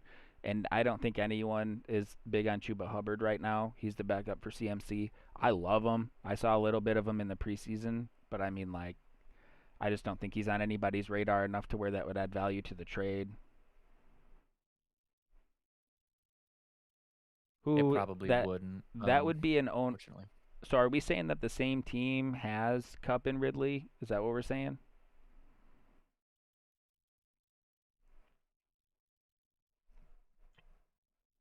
Yeah, assuming one of those, maybe all those receivers are on the same team, or maybe one of those that he's interested in, like Cup or Gridley, has CMC and Melvin Gordon. And if you had Javonte Williams, that you wouldn't do that trade because that would be giving up too much. Mike Evans and Javonte Williams would be giving up too much, even if you had them. And then, like Dub said, like a Chuba Hubbard probably wouldn't be enough for him to bite.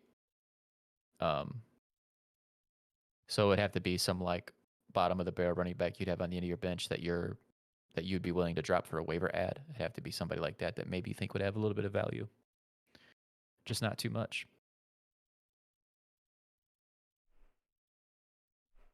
I mean, you're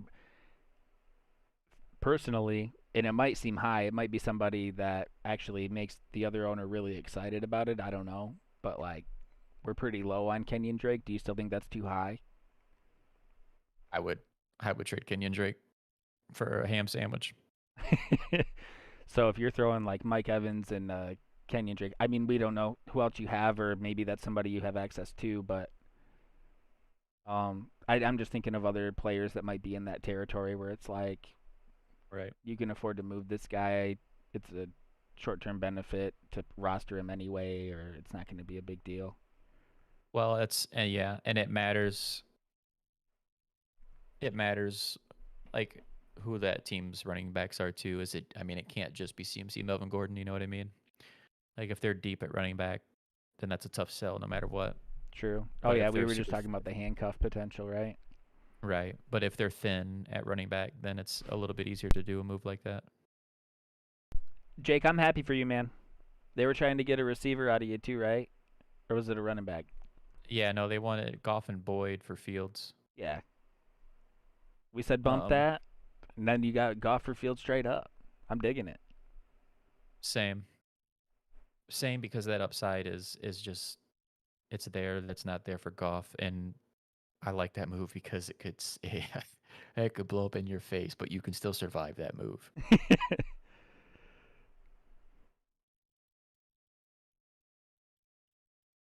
We got some good stuff going on right here. Been pretty active. I mean, if you're it's hypothetical because we don't know like rosters and stuff, but like we're talking about adding, like, we're adding a lower running back, James Conner. Like if you had James Conner, are you adding him with Mike Evans to get it like a slight upgrade? Yeah, if I felt strong about like if I think Cup can continue something like this, I absolutely would include James Conner in it. Look, I if there's one thing I know about James Conner, is that he's not that good. He was pretty good when there was a year there with Pittsburgh that he was I mean, he looked really good on the field, but I don't think that guy's that guy anymore. I don't know what happened there. Ooh. I say yeah. I probably would, man. Yeah. It Drop might feel Parker for weird. Rondell Moore. It might feel weird, but I mean, we've also got, well, as far as we know, Will Fuller will be coming back before long. We've got Tua out, which we didn't downgrade those guys, but we did it. We've always said that there are quite a few targets in Miami too. So I think Rondell Moore, kind of like the Mike Evans thing, is a little more of a niche. He's got his own little role on that offense that I like. I like Well, it. and what you have to ask yourself too is depending on what receivers you have, is Devontae Parker ever really somebody that you're going to put as your wide receiver 2 or your flex? Is he ever going to be able to break into that? Because if not, why hold on to him? Rondell Moore has potential that we don't even know yet. Like what he did this past week, you can't expect it every week, obviously. But I think he showed enough that like that guy, he could definitely end up being a wide receiver 2 on that team, and maybe even have weeks where like he's regularly competing with Hopkins. Just because of the involvement level and the way that they like force the ball to Rondell Moore. He is always in motion, and they are always looking to get him the ball when he's coming into motion. And he's so fast in open field. Rolando, I I think you just ride that one out, man.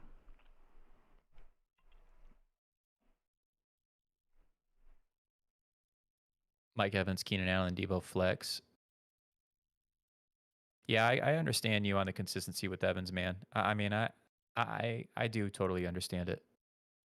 I think you're still okay with Evans because you've got Keenan and Debo, but if you could give up just a little bit, not give up a lot more, and trade Mike Evans and get one of those guys like Cup, um, I don't hate the trade. Just don't trade too much, or do a 2 for 2 if you don't have that and your roster construction is in such a way where you need to give up a decent piece, then do a 2 for 2 trade. Don't just get one guy back.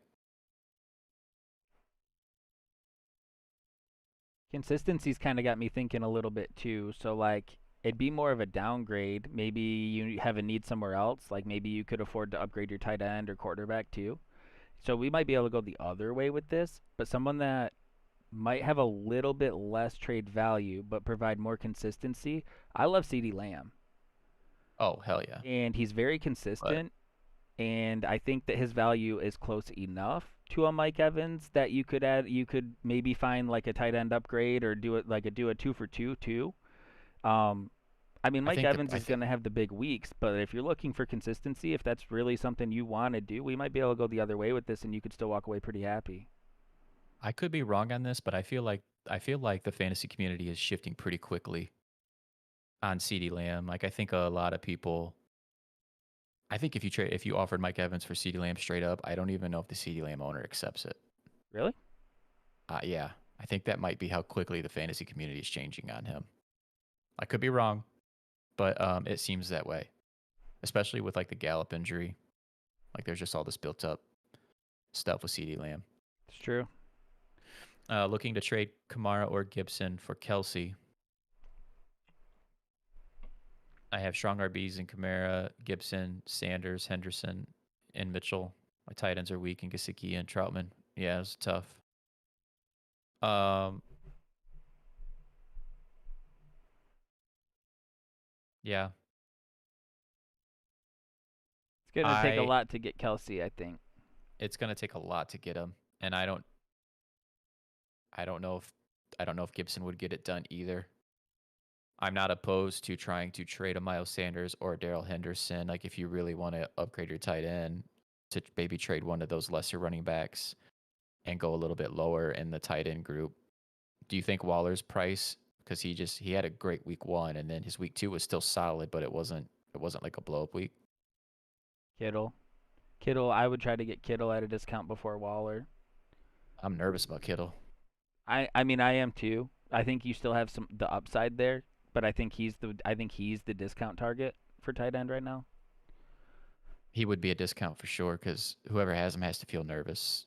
I'm nervous about him. I don't have him, Same. but what other ones would there be? I mean, can you get Hawkinson for one of those other running backs? Can you get Hawkinson for like Daryl Henderson? He's had a couple big games. It's worth trying. Everyone values players different too, man. Like where we're putting guys might not be how I the know. players in your league view these guys at all. It's always having a conversation is the most important thing. Well, running backs have a premium, right? Their running backs always have a premium. So to me, it seems like you could do something like that. But I mean, I'm probably only giving Kamara up for Kelsey if it's redraft though. Like if we're talking season or like my I don't like I investing don't know in if I, this, you know? yeah, I don't know if I do that. I mean, I think I'd rather just have Kamara. I get it. He had a tough week last week, and Winston might be super inconsistent, and that might be a problem for that offense. That's all possible. But Kamara is also just an unbelievable player himself, and running back is so hard to get one of those really good ones and hold on to one. He's the only dude, which hasn't really been a Yeah, thing. When it has been a thing for him, he's been a freak.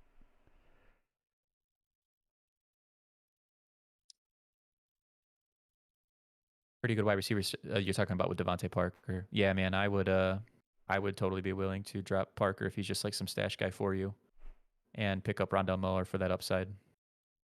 For sure. Just Yeah, understand that there might be weeks where Kirk ends up producing more than Moore does. That's still possible. But I think we could be seeing a changing of the guard there for the wide receiver too. for sure. And with that AJ upside, Green's a done. well, and with the having upside like that on your bench creates a trade opportunity too.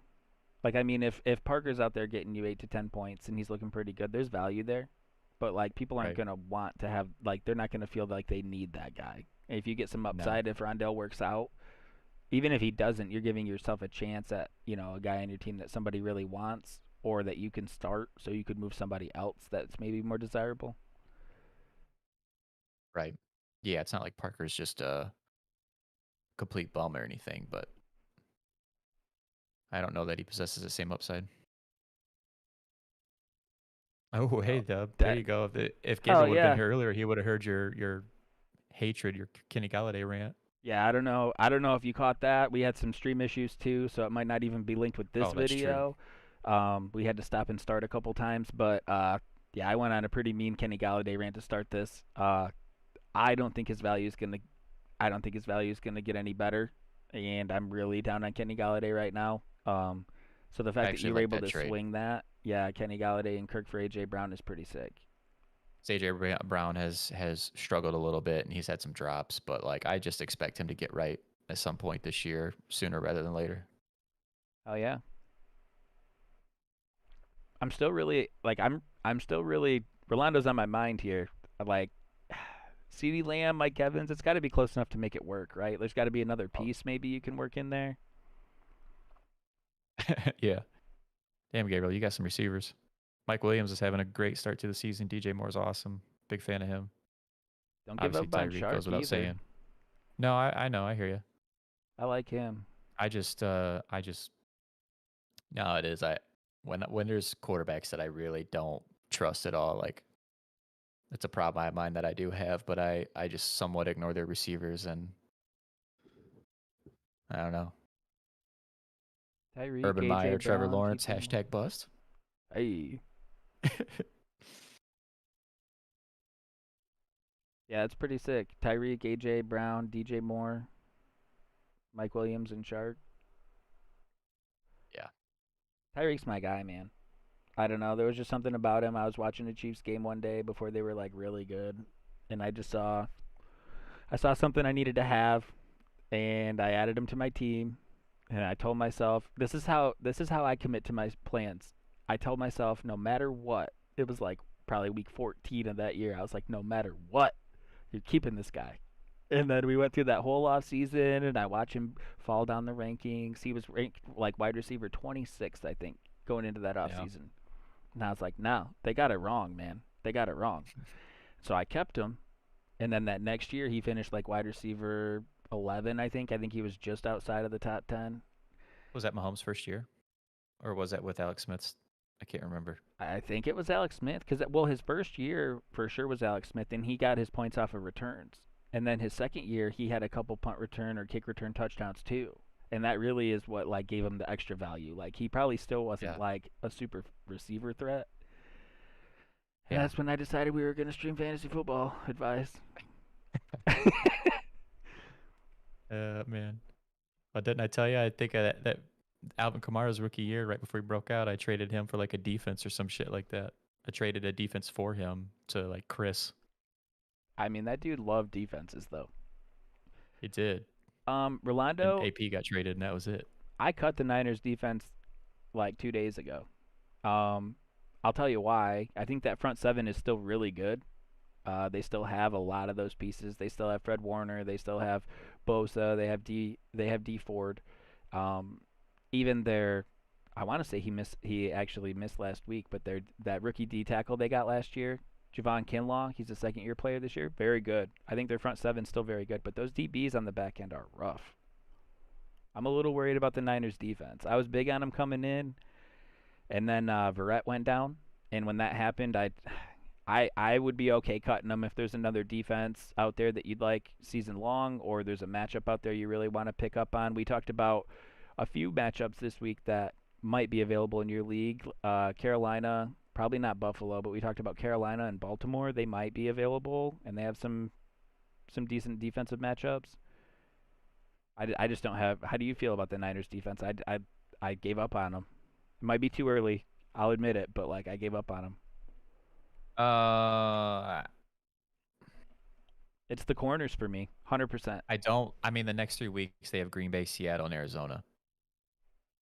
And with that secondary, the way I agree with you with that secondary, I can't feel confident in playing them. I mean, I cut the Ravens in after week 1. I'm willing to do that though. Some people don't want to let go of a defense that you had some draft capital in that you took as one of the first X amount that were drafted. I'm totally willing to just stream defenses, and I don't know who's available in your league, but I would think there's got to be at least a matchup or two that I would like. someone that would be available. There were 3 teams I read earlier today that were rumored to be talking with Richard Sherman. I think I the saw that. reason that he's not playing football right now is because he was exploited in the playoffs. So I don't know how much he still has left to offer, but the Niners, the Seahawks, and the Bucks were talking to him, or rumored to be talking to him about coming back. Start Jamar Devonte. Must be. Yeah, why is the name escaping me? Parker? Devonte Smith. Oh, Devonte Smith. Jamar Chase, Devonte Smith, or Michael Pittman.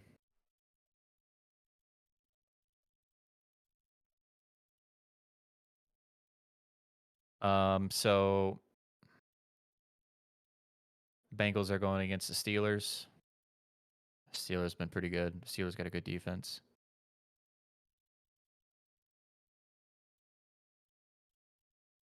Eagles against the Cowboys. You know, it's Cowboys defense is weird, man. I mean, obviously Brady picked them apart in week 1, but then they played the Chargers this past week, and you know, for as good as Herbert is, they were able to contain the Chargers for most of that game.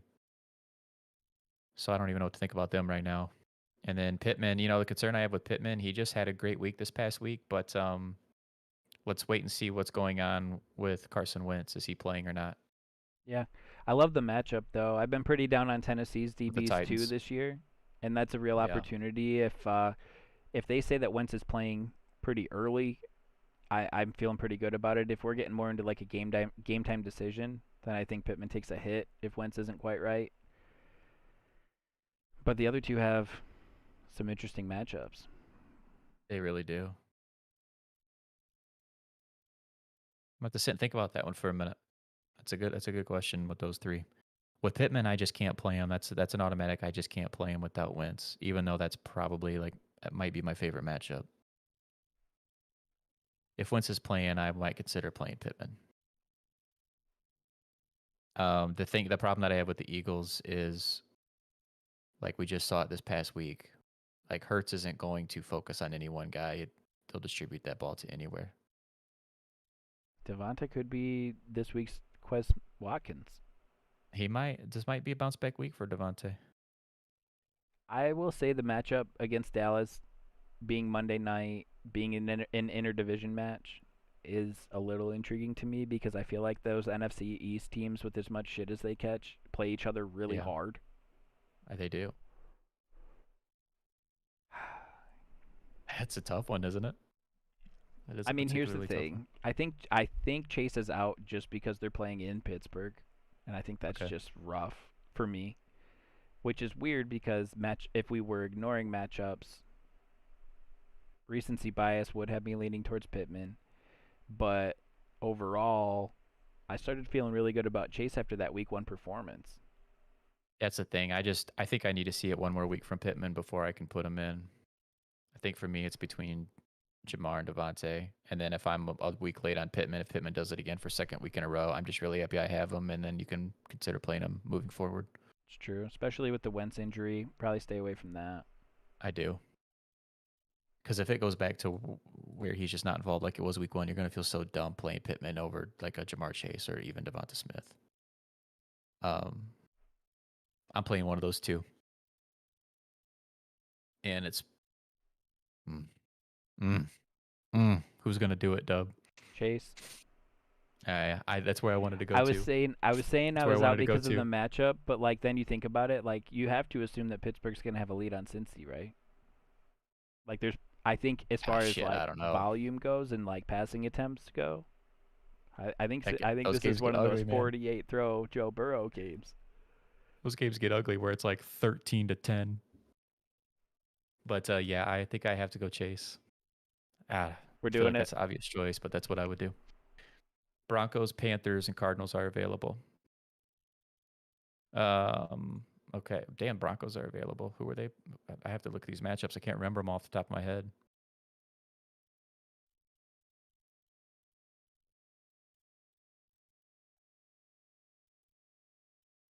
The Jets. In That's a pretty Denver solid too. option. In Denver Panthers, I know, got a good matchup too. at Houston. Those are all Right, great with the streamer backup options rookie for sure. quarterback. They are. Cardinals against the Jags. Those are all great options.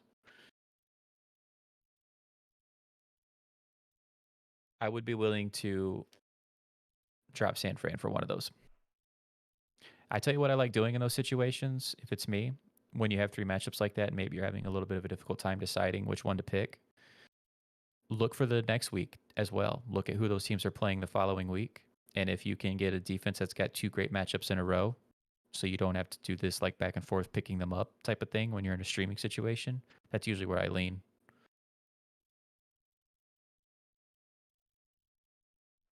Yeah, like Carolina plays in Dallas next week, so that's a bad matchup.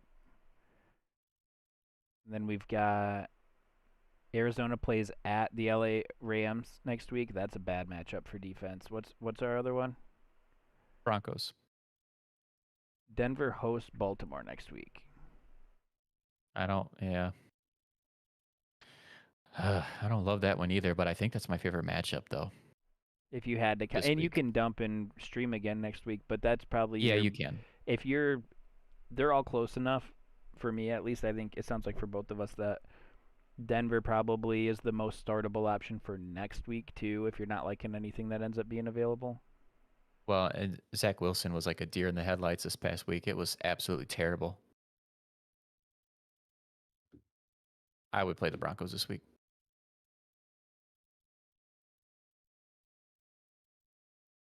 I'd play the Broncos this week, and I don't necessarily know that I'd want to play them against Baltimore, but I don't want to play any of those other defenses against their matchups next week either, so that option is kind of eliminated. It's something to think about for the future when you're looking at defenses to pick up if you have like multiple matchups you like.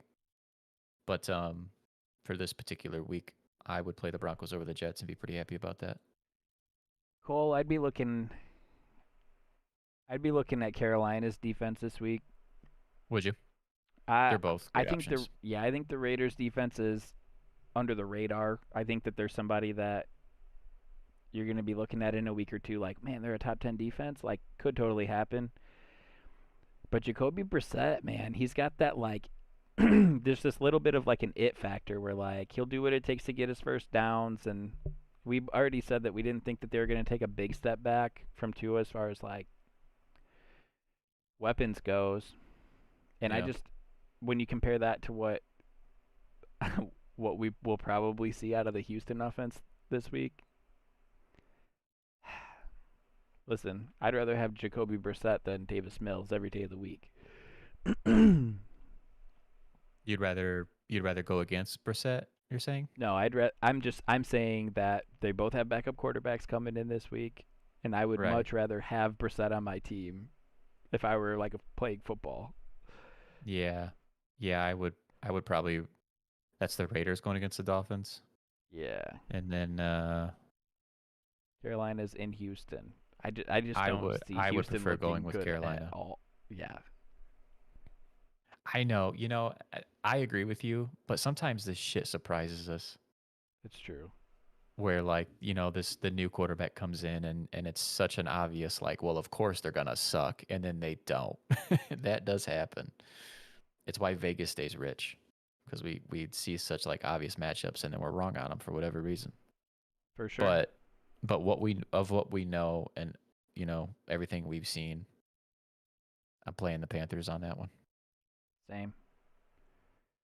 Yeah, Rolando, you're probably cutting the Broncos after this week, but they're playing the Jets. It was just like if you're stuck with them next week, you're probably going to be cutting them for another defense next week, though.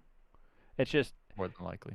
I mean, yeah, that's just streaming, and I don't know. It adds a little work for you, but you get to put in a plus matchup most weeks out of it. It ends up being a pretty good deal, especially with a fantasy position that's so hard to predict. It gives you a little more flexibility. It gives you some more options week in and week out, and it allows you to kind of adapt to the way the season's unfolding. Another thing you can do too with that streaming, it's not usually something I do until towards the end of the year. And apologies in advance if you already know this little trick too, but if I have like the end of my bench, if I have a player that I just don't care about and there's nobody on waivers I care about, before the next week comes, I will usually look a week ahead at matchups with defenses that are available on waivers, and I might go ahead and add that defense ahead of time. So you're not battling for that like really good matchup in waivers or in fab if you have fab. I'll usually throw like a second defense on like I said, I usually don't do that till like towards the end of the year because by that time waivers are pick clean and there's nobody you want to hold on to. But maybe that's an option for you. But for sure, pick up the Broncos. I would pick up the Broncos. I would play them this week, and then if you need to just make the same move again next week, do it. We'll find somebody. I mean, there's still some defenses that I see popping up in leagues here and there where it's like kind of surprising. Like I've seen the Saints available in one of my leagues, and it's like that defense is still intact. Like if they can keep drives alive, those guys are good. Did oh man, I can't believe I'm forgetting his name. Their shutdown corner. Marcus Lattimore. Lattimore. Did Lattimore play this past week? Because I know he was hurt. I thought he did. I think I had seen that he was going to be active last I remember. But he matters for that defense so much. He needs to be out there in order for me to consider like having him and playing him. It's true, man. One corner can make such a difference. I mean, that's where that Verrett injury. Like I already was a little worried about those guys on that back end, but then when I saw that, I was like, yeah, all the way out. Simi Carr is 100% come game time. Yeah, because he's banged up. It sounds like he is going to play though. Man, that's where we're at with Rodgers, huh?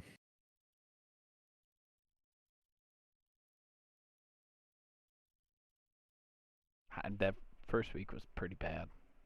I know. Like, and really then honestly, bad. the first half with the Lions, like, well, he was all right, but then he had a couple great throws in that second half that were just unbelievable. I just maybe it's just me, man, but I just can't sit Rodgers for Carr. Not yet. I would have to play Rodgers. The matchups there too. I mean, you never know how this stuff unfolds. Like you said, crazy stuff happens. I know Carr's look pretty good. They're at home. Xavier Howard and Byron Jones are very good corners. They're going up against Miami this week. Right. This whole using all of his weapons thing is a new thing for Carr too. I think if he continues to do that, if he continues to distribute his passes the way that we saw week 2, I'm feeling a lot more confident regardless of matchup in that offense. But I want to see it for a couple more weeks probably. I want to see Edwards get a few catches. I want to see Ruggs get a few catches, and I want to see it happening in the same game. And I think we were knocking the Niners DBs quite a bit already, so I think that's enough said there that they're Green Bay's playing in San Francisco in prime time too, which might get a little extra out of Rodgers if you're concerned about it. I'm just too afraid to bite on Carr. Like I might be late to the party on him, but Carr has done this for years, where he has had multiple good weeks in a row, and people get really excited about him, and then it always goes back to bad. But maybe that doesn't happen. Maybe this is the year they've figured it out. I mean, he is spreading the ball around and using a lot of those guys right now. That's good, and that could be the difference. But that wasn't really the case most of that game in that first week. How many freaking targets did Waller have? Like 19 in that game? It was unreal. Yeah, he didn't even throw to Edwards until the very end of the game. Like he didn't have any targets until the very end. Well, that distribution is going to allow Ruggs to take the next step too, I think. Like if you're Would you trade McLaurin for CD, Dub? That's probably a yes from both of us. Yeah, if you're getting CD back, for sure. If you're getting CD, yeah.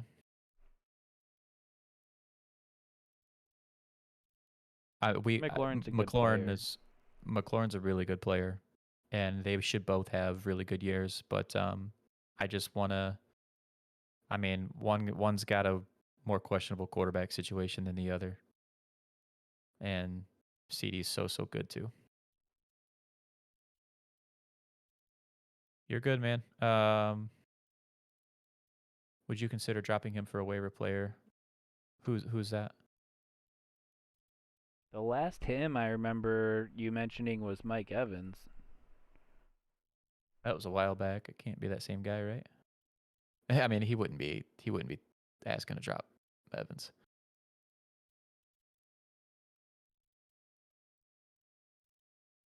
Oh no, I would not. Oh, He Damien Harris. is. He does need touchdowns. I mean, you are right on that because he can have a 100-yard game and he doesn't catch anything. So 100 yards, 20-something carries, and he only gets you 10 points. But running backs are very difficult to come by. At least in the leagues that we play in, running backs are a premium. People get them and they don't let them go. And Harris is an RB2 all day right now. There's a lot of upside to holding on to him too. Like if he's your second running back starting, right? Like there's different ways that he could be valuable on your team. If he is a guy that you set and forget like until some bad news happens, right? Which hopefully it doesn't, but like if you're setting and forgetting him as your RB2 and you're getting a lot of production out of other spots in your roster, that's great. If he's somebody you're not using regularly, there's also value in having him on your bench and watching him climb those rankings. I think a lot of people that play fantasy look at the positional rankings, and if you're getting 10 points per game out of a running back, that's going to be good for like or it'll say next to his name when you pull it up in the app like RB15 or something. And when you start watching that number climb because of his consistency and he hasn't really had that really sexy game yet, but someone's Right. like easily able to pull his page up and say, "Oh my god, he's the 15th highest scoring running back in the league this year." Like now you're getting trade value out of that guy too. So I would just let that marinate a little bit if you're not starting him too. There's different ways to get value out of a player like that even if it's not sexy. Consistency is really nice to have in fantasy. For You know, sure. some guys can finish RB15, but the way they did it was such a roller coaster ride. They can have like 4-point weeks and 20-point weeks, and those big weeks are awesome because they help you win weeks. But when they have those 4-point games, there's nothing more frustrating. You know who And does that? who's that? Tyler Lockett. Tyler Lockett Oh, has big three time. big games a year. Guess what? I go against He's him when it happens. he's he's had 2 big ones in a row, so he's only allowed one more this year, right? Dude, if you go look at his game log from last year, I swear to you, he had three Oh, I know. non-consecutive games where he went for like 35 points or more. That was his whole season. He was like wide receiver 12 because You of went against him three this games. past week, right? I went against him for one of those last year. That's why I'm pissed about it. Probably a stupid question, but start Swift, Tyson Williams, or Henderson if healthy. Um,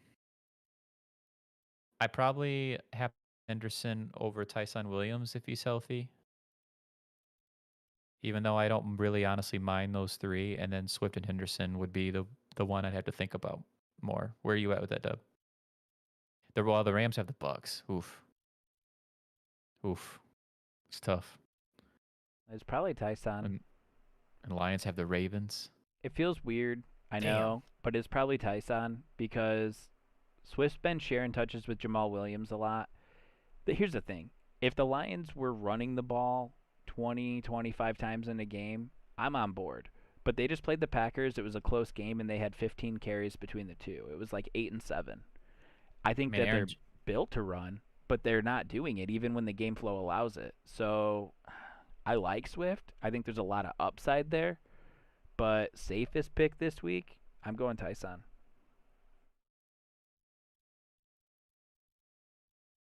R does bring up kind of a good point. If it was like full PPR to standard, it probably does change my mind a little bit Yeah, it's a good point. because the Ravens just simply don't throw to their running backs very much at all. And when you're playing in a PPR, just provides you with a little bit better floor.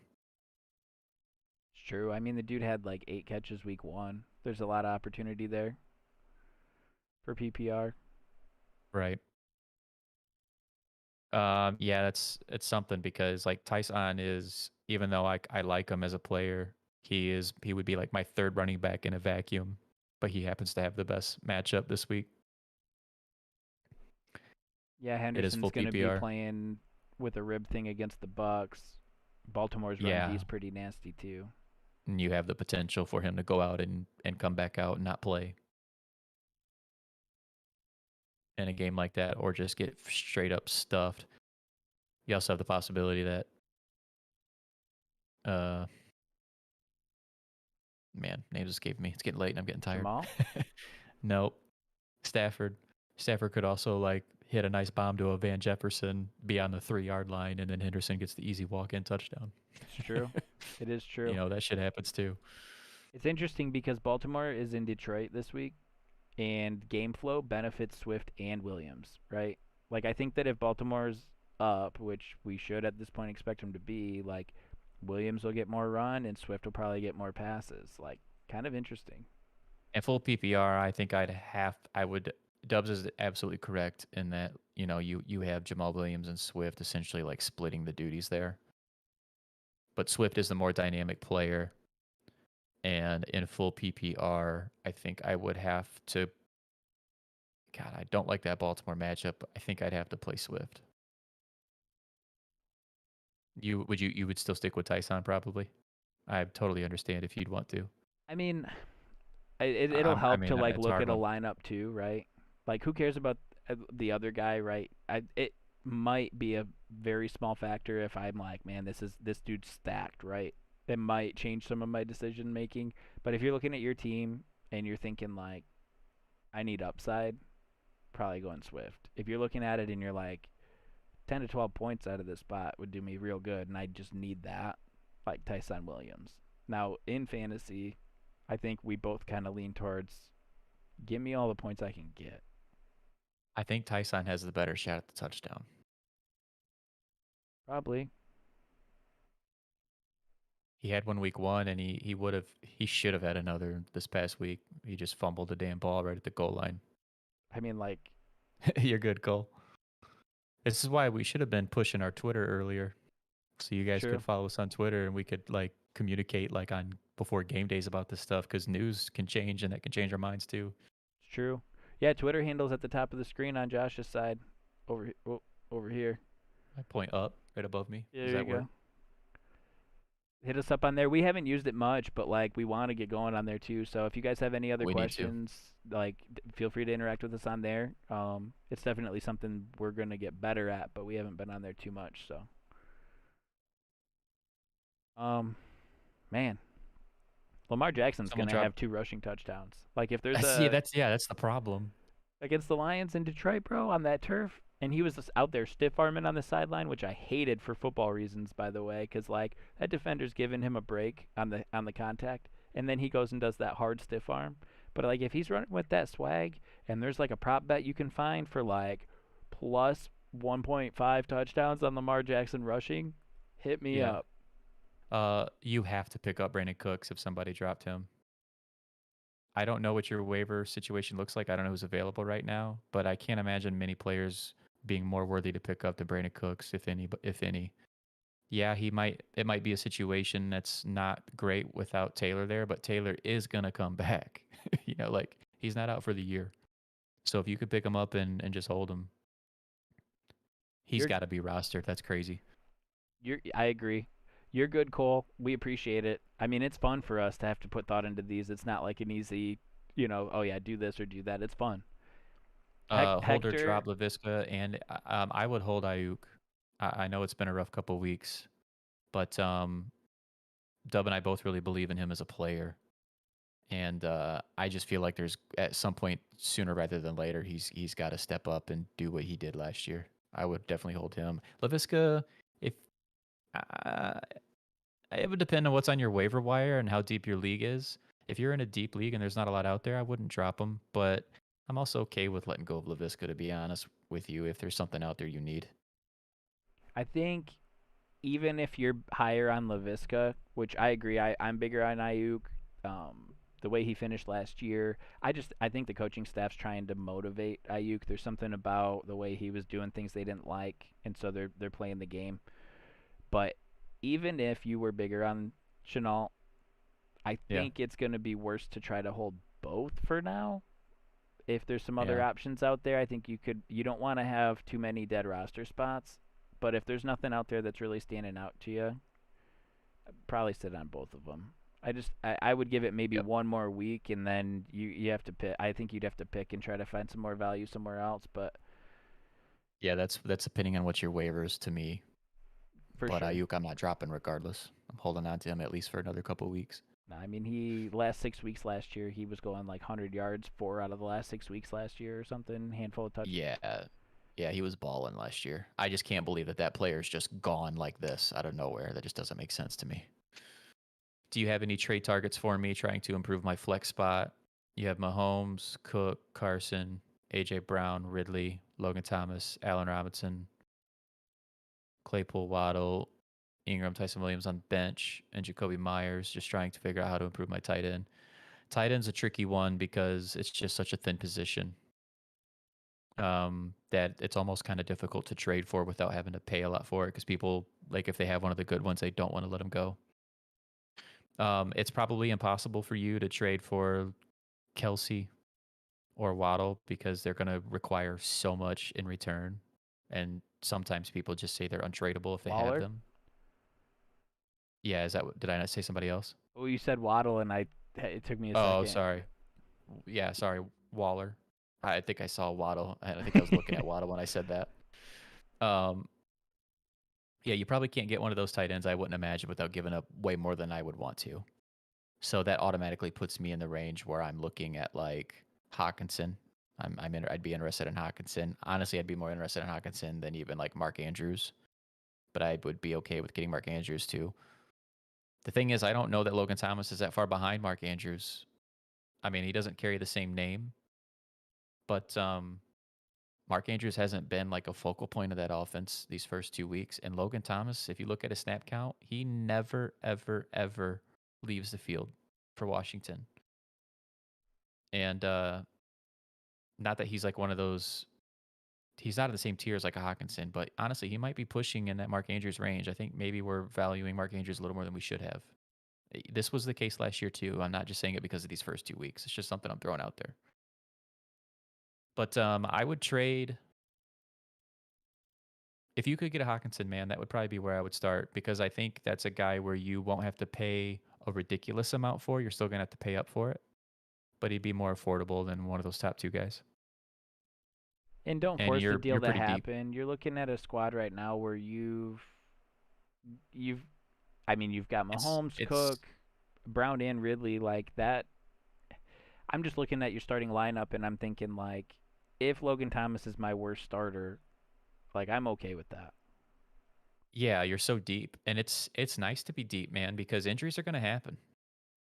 Injuries are going to happen. Bye weeks are coming up. Like once week 6 starts, bye weeks start, and they're every single week. There's bye weeks from week 6 on. You mix that with injuries. You know, sometimes the teams that are a little bit deeper are the ones that end up getting bye weeks in the playoffs because you're just able to battle through that. So it's not like you can't trade an extra piece because you are pretty deep right now, but you don't want to just go giving all of it up either and leave yourself too thin. No, I think Logan Thomas was drafted a little later than he should have been too. I think Right. you've got who I would want if I was drafting that That's the way way. your roster construction went with your draft. Yeah. Yeah, same.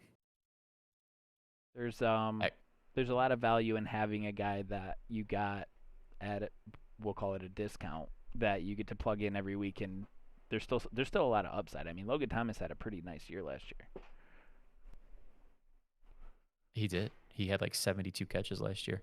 And just because there's that quarterback change right now, like Fitzpatrick isn't in. I mean, look, Heineke threw a lot of high balls in that game against the Giants, but he targets Logan Thomas. He looks for Logan Thomas. And he's good enough that he can still get those completions to him. It's true. I don't know if yeah. I would maybe take a peek. If you really want to upgrade tight end, I'd maybe take a peek at somebody like a Hawkinson, see what his price would be. But if it's too much, just you're good with what you have. Yeah, I mean, if you're the problem, I was thinking my first thought was like you could maybe offer like Logan Thomason plus Waddle to get an upgrade, right? But then it's like Right. if someone's giving up a tight end, they're going to need one back. So there's some interest there. But Sure. I'm guessing with the roster you have, you got Logan Thomas really late, which also might mean that there isn't any much interest out there in Logan Thomas, which also happens. So, I mean, that might be where I'd start is like, okay, well, maybe, Logan Thomas and Waddle for that, Hawkinson Andrews territory that we're talking about. Um, Yeah, I don't mind that if I don't think somebody takes it, maybe they're gonna want more. But if you could do that, that's the range I would start to. Yeah. yeah. I mean, even Somebody's like probably going to want like Tyson Williams or something, and I wouldn't want to. It looks like he would probably be your third running back, so I wouldn't want to do that.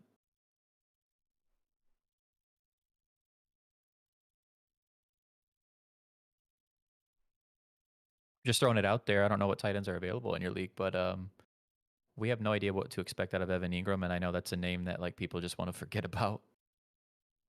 But we can change our opinions very quickly based on production, and he did look pretty sharp in preseason before he got hurt, and that's probably what's going to happen again. He'll come back and he'll probably get hurt.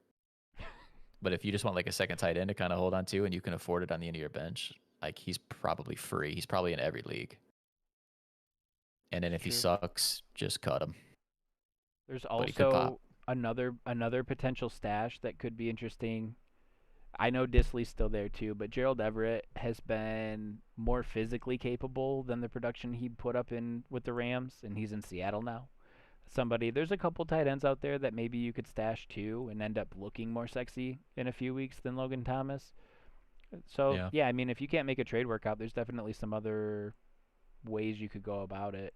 Jonnu Smith seems to be emerging a little bit out of that New England situation.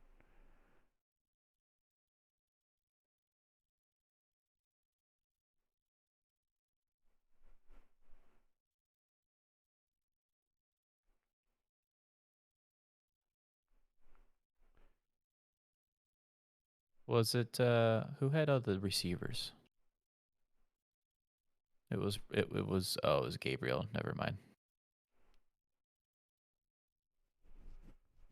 Second on the waiver priority.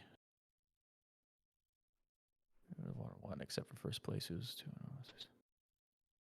Yeah, I mean, I guess if you're super deep at wide receiver and you see something there that you really want,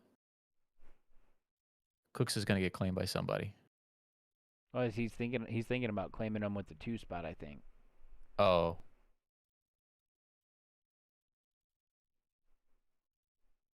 I don't know why somebody would drop him, man. Like, you could trade him for something, if you really didn't want him.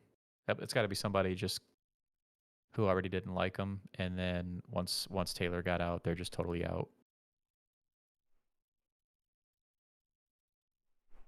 Talking James Robinson or Allen Robinson?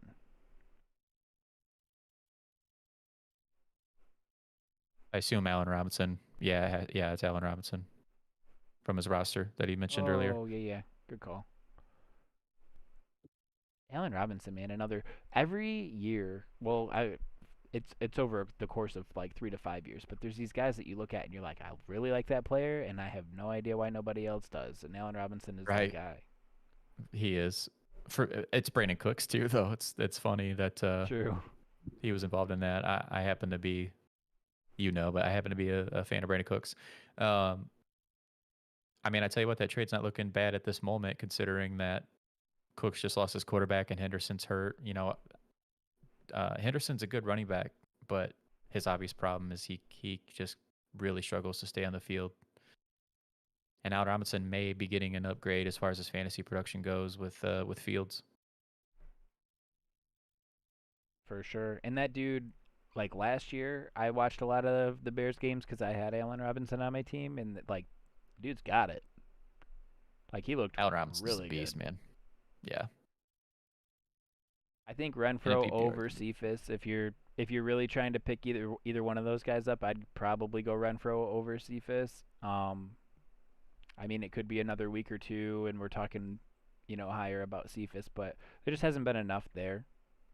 I mean, I think he had a real opportunity to be on SportsCenter top 10, but man, yeah, if he could have came down with that catch, if Cephas could have came down with that catch, he might be like a more popular waiver ad this week with people.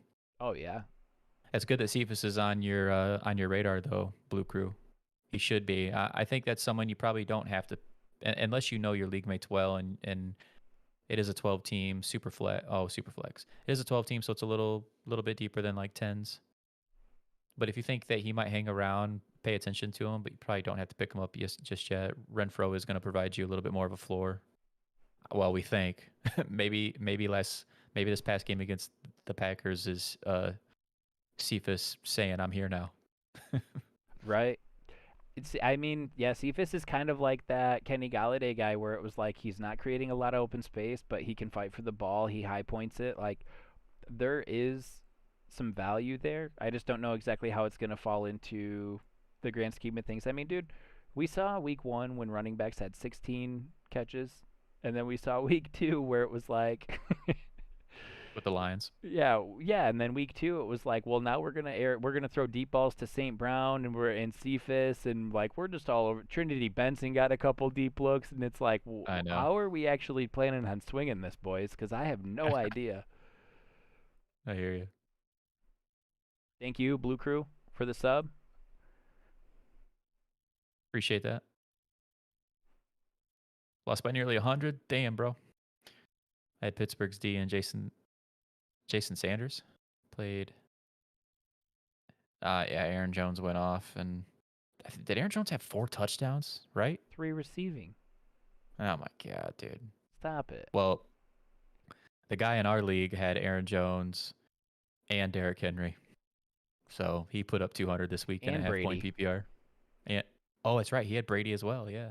Yeah. Yeah, bro. Somebody in our league feels your pain because they had to go against something like that too. Brutal. Debo, Keenan, Higgins, Ayuk, Evans. Damn, good receivers. It's really good. The thing about Debo that's interesting to me is that I kind of felt like he was going to be somebody that took a little longer. I thought it was going to be Ayuk early, and then Debo would come around when Lance showed up. And it's like Yeah. Debo now, and it could get better when Lance shows up. I'm not saying better like he's going to beat, 189 yards in week 1. Like, that's not what I'm saying. But I'm saying that when that happened with Garoppolo, you're looking at it and you're being like, I don't know when that might ever happen again. But, like, the upside and the consistency goes way up with Trey Lance. Yeah, it may. I'm honestly just super frustrated that I didn't draft Debo. All those mocks we did leading up to our drafts and preparing, and I'm taking Debo like all the time, and then come to real draft and I see his name and I'm like, nah, I'm passing. Dude's a football player, and for some guys it matters. Well, it's like when you're looking for certain things, right? You see the way he acts on the field, like he's just fired up about everything he does to help the team. It's just he's Yeah, just a little bit different. I'm a fan of his play, big fan. Dude, just like his. I think I ended up passing on him when it came time to actually to our real drafts. It's because I had him last year, and I just know like how often he can get hurt, and it's just because of how physical he plays, which I love watching. Of course, it's like really fun to watch his play style, but it's also hinders him a little bit because he's not on the field as much because of it. Yeah. That was like that. That was like that problem with Devonta Freeman when he was prime Devonta Freeman with the Falcons. We used to talk about that, like how good he was and how fun he was to watch him play, but he wasn't doing himself any favors with this running style. Like, let me just plow everybody over, run as fast as I can, and hurt this other player. And then he couldn't stay healthy. Should I trade Singletary or Williams? For the guy who has him needs another running back. I'm assuming you're talking. Yeah, because you had Tyson Williams. That's probably who you're talking about. Am I right on that? Let me check. I mean, I would Yeah, prefer to move Singletary myself. So like, if same. you could get Ayuk for Singletary, I'm in. So I don't know what to think of that Bills running game.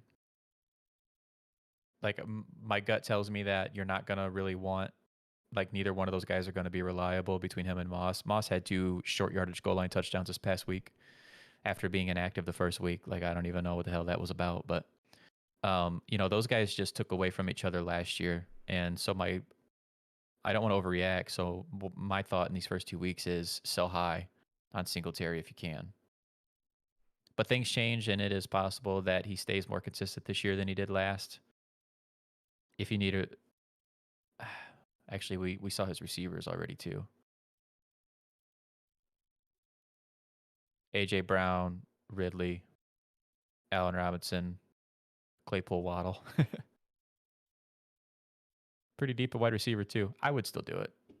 If it's me, I agree with Dub. I would trade Singletary for Ayuk, and I would hold on to Williams.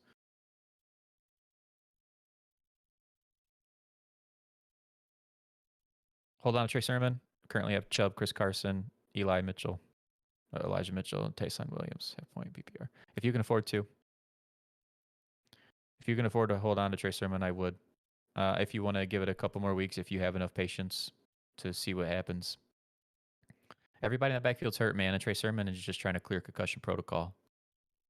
I mean, I don't know that he's going to clear it this week, but what if he did? Yeah, I think His college Sermon's got film the was very strong. Sermon's got the upside. I mean, I think if you give it a week, maybe two, and like Eli Mitchell's just not impressing you, I think Sermon still has the upper hand long term. So like maybe in a week or two we're talking more about being less interested in Mitchell.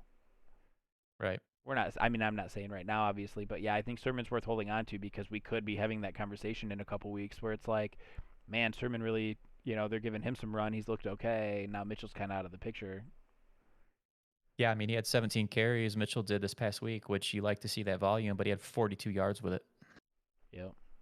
In week 1, this guy was a special teamer. He was not even a starting running back. He was a special team guy. That's why he was on the roster. And like, he could end up being a surprise. I'm pretty sure that what's his name? Their running back that they had, Mostert. I'm pretty sure Mostert started off as a special teams guy with the Niners and then became, unfortunately you can never say healthy either, but he was their starting running back at different times and had some draft capital in fantasy leagues. So maybe Mitchell is the next guy that does that, but also he could be a flash in the pan. Could be a guy that we just aren't even talking about at the end of the season, or we talk about it because we're laughing about how ridiculous that week 1 was. Yeah, it happens. It's just it's in the realm of possibilities. I would hold on to Trey Sermon until you can't anymore, or until he goes out there and actually gets a legitimate shot, and then maybe he himself doesn't look good, doesn't impress, and then he's just in that like never-ending circle jerk of running backs over there, and then you can cut him if you want to. Rolando, if you're right. I mean, you've got some pretty good receivers there. You shouldn't feel like you need to pick up Cooks. That number 2 waiver claim it's going to be as valuable as the guys that are on waivers, right? So like we don't know what that's going to look like in a week or two. I spent almost an entire season sitting at the number 1 waiver priority because I was just waiting for that one big injury to happen, and it never came.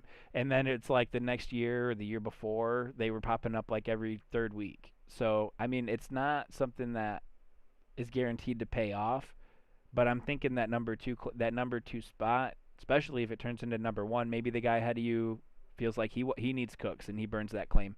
I think you can do better than Cooks with the receiver core you have if you just you're probably better off staying put, keeping that number 2 spot, and hoping that somebody that might make a bigger difference for your team shows up in a week or two on the waivers. Especially if people are cutting people like Cooks. There might be a better one next week. For real. You either go that route, or if you're picking him up, it is strictly a trade bait situation. If you think you could actually make a trade and get, like, throw 2 pieces together and get one really good player back. If you think you can make that happen, maybe check some of those other guys' rosters and see if somebody's really wide receiver hungry. But you either do that and pick them up for that reason only, or like Dub said, just hold on to it if you really don't need them, which you don't. You have really good receivers.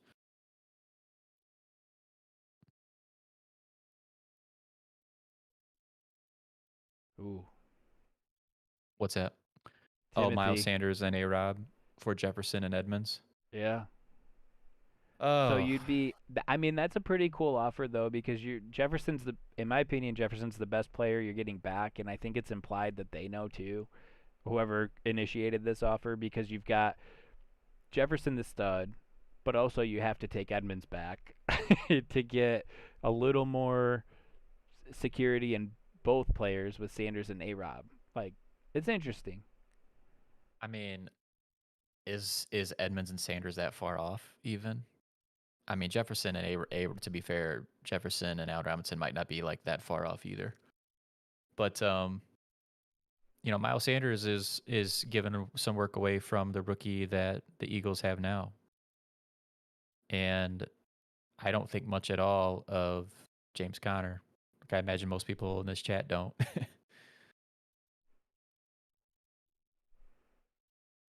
I would probably do it. I would probably take Jefferson and Edmonds. But I will say I think that Thielen has shown that he's not going away this year. Full PPR, yeah, I'm in. Because Edmonds is getting the receiving work too. I mean, that Like person that over wants Connor. A-Rob, right? That person that wants Robinson, they might be going under the assumption that they think he's going to level up with Fields there. And we don't know. That remains to be seen. I would kind of think he's going to do better than what he's done so far, just because Dalton was not willing to throw the ball downfield at all. But it's also a real possibility that Dalton is the quarterback when he comes back if Fields doesn't play well. I love Jefferson's game as much as I love Allen Robinson too. Like Jefferson is my favorite. Dub and I've had this conversation before, but my favorite trait in wide receivers is their route running ability. And Jefferson is just an unbelievable route runner, like Diggs was when he was with Minnesota. Jefferson's awesome at that. He's smooth too, man. Yeah. Like even when he's catching off-target throws, it doesn't really seem to change what he's doing, like Yeah. balance-wise. I don't know. It's fluid, man. Yeah, I he's great. really like Jefferson as a football player. I really do. Edmonds is somebody that is like I have him on my team and I'm happy to have him. He fell like 2 rounds in our draft and it was kind of weird and we didn't really know what to think about James Conner, but I think it's looking better after a couple weeks too. Um it's just not I don't know if it's something that people look at and love, but like he's there and he's getting looks and he's involved in the passing game, full PPR, sign it up. Right.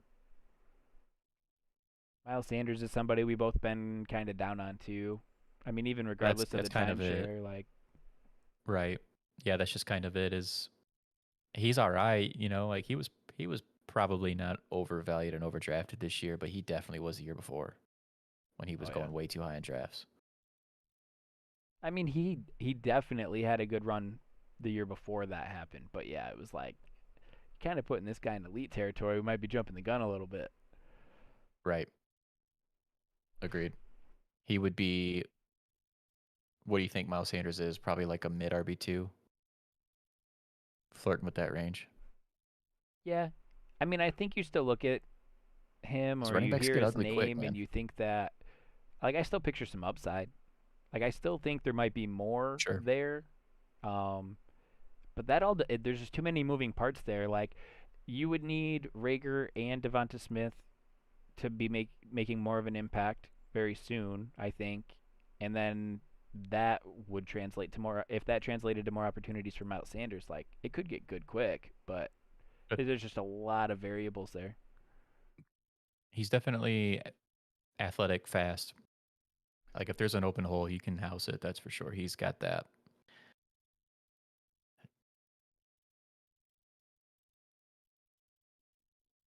Yeah, yeah. I don't know if that Cowboys game against the Chargers, if that was just some weird one-off thing, or if the Cowboys defense is actually going to play tougher this year and be a matchup that's not as easy as we thought.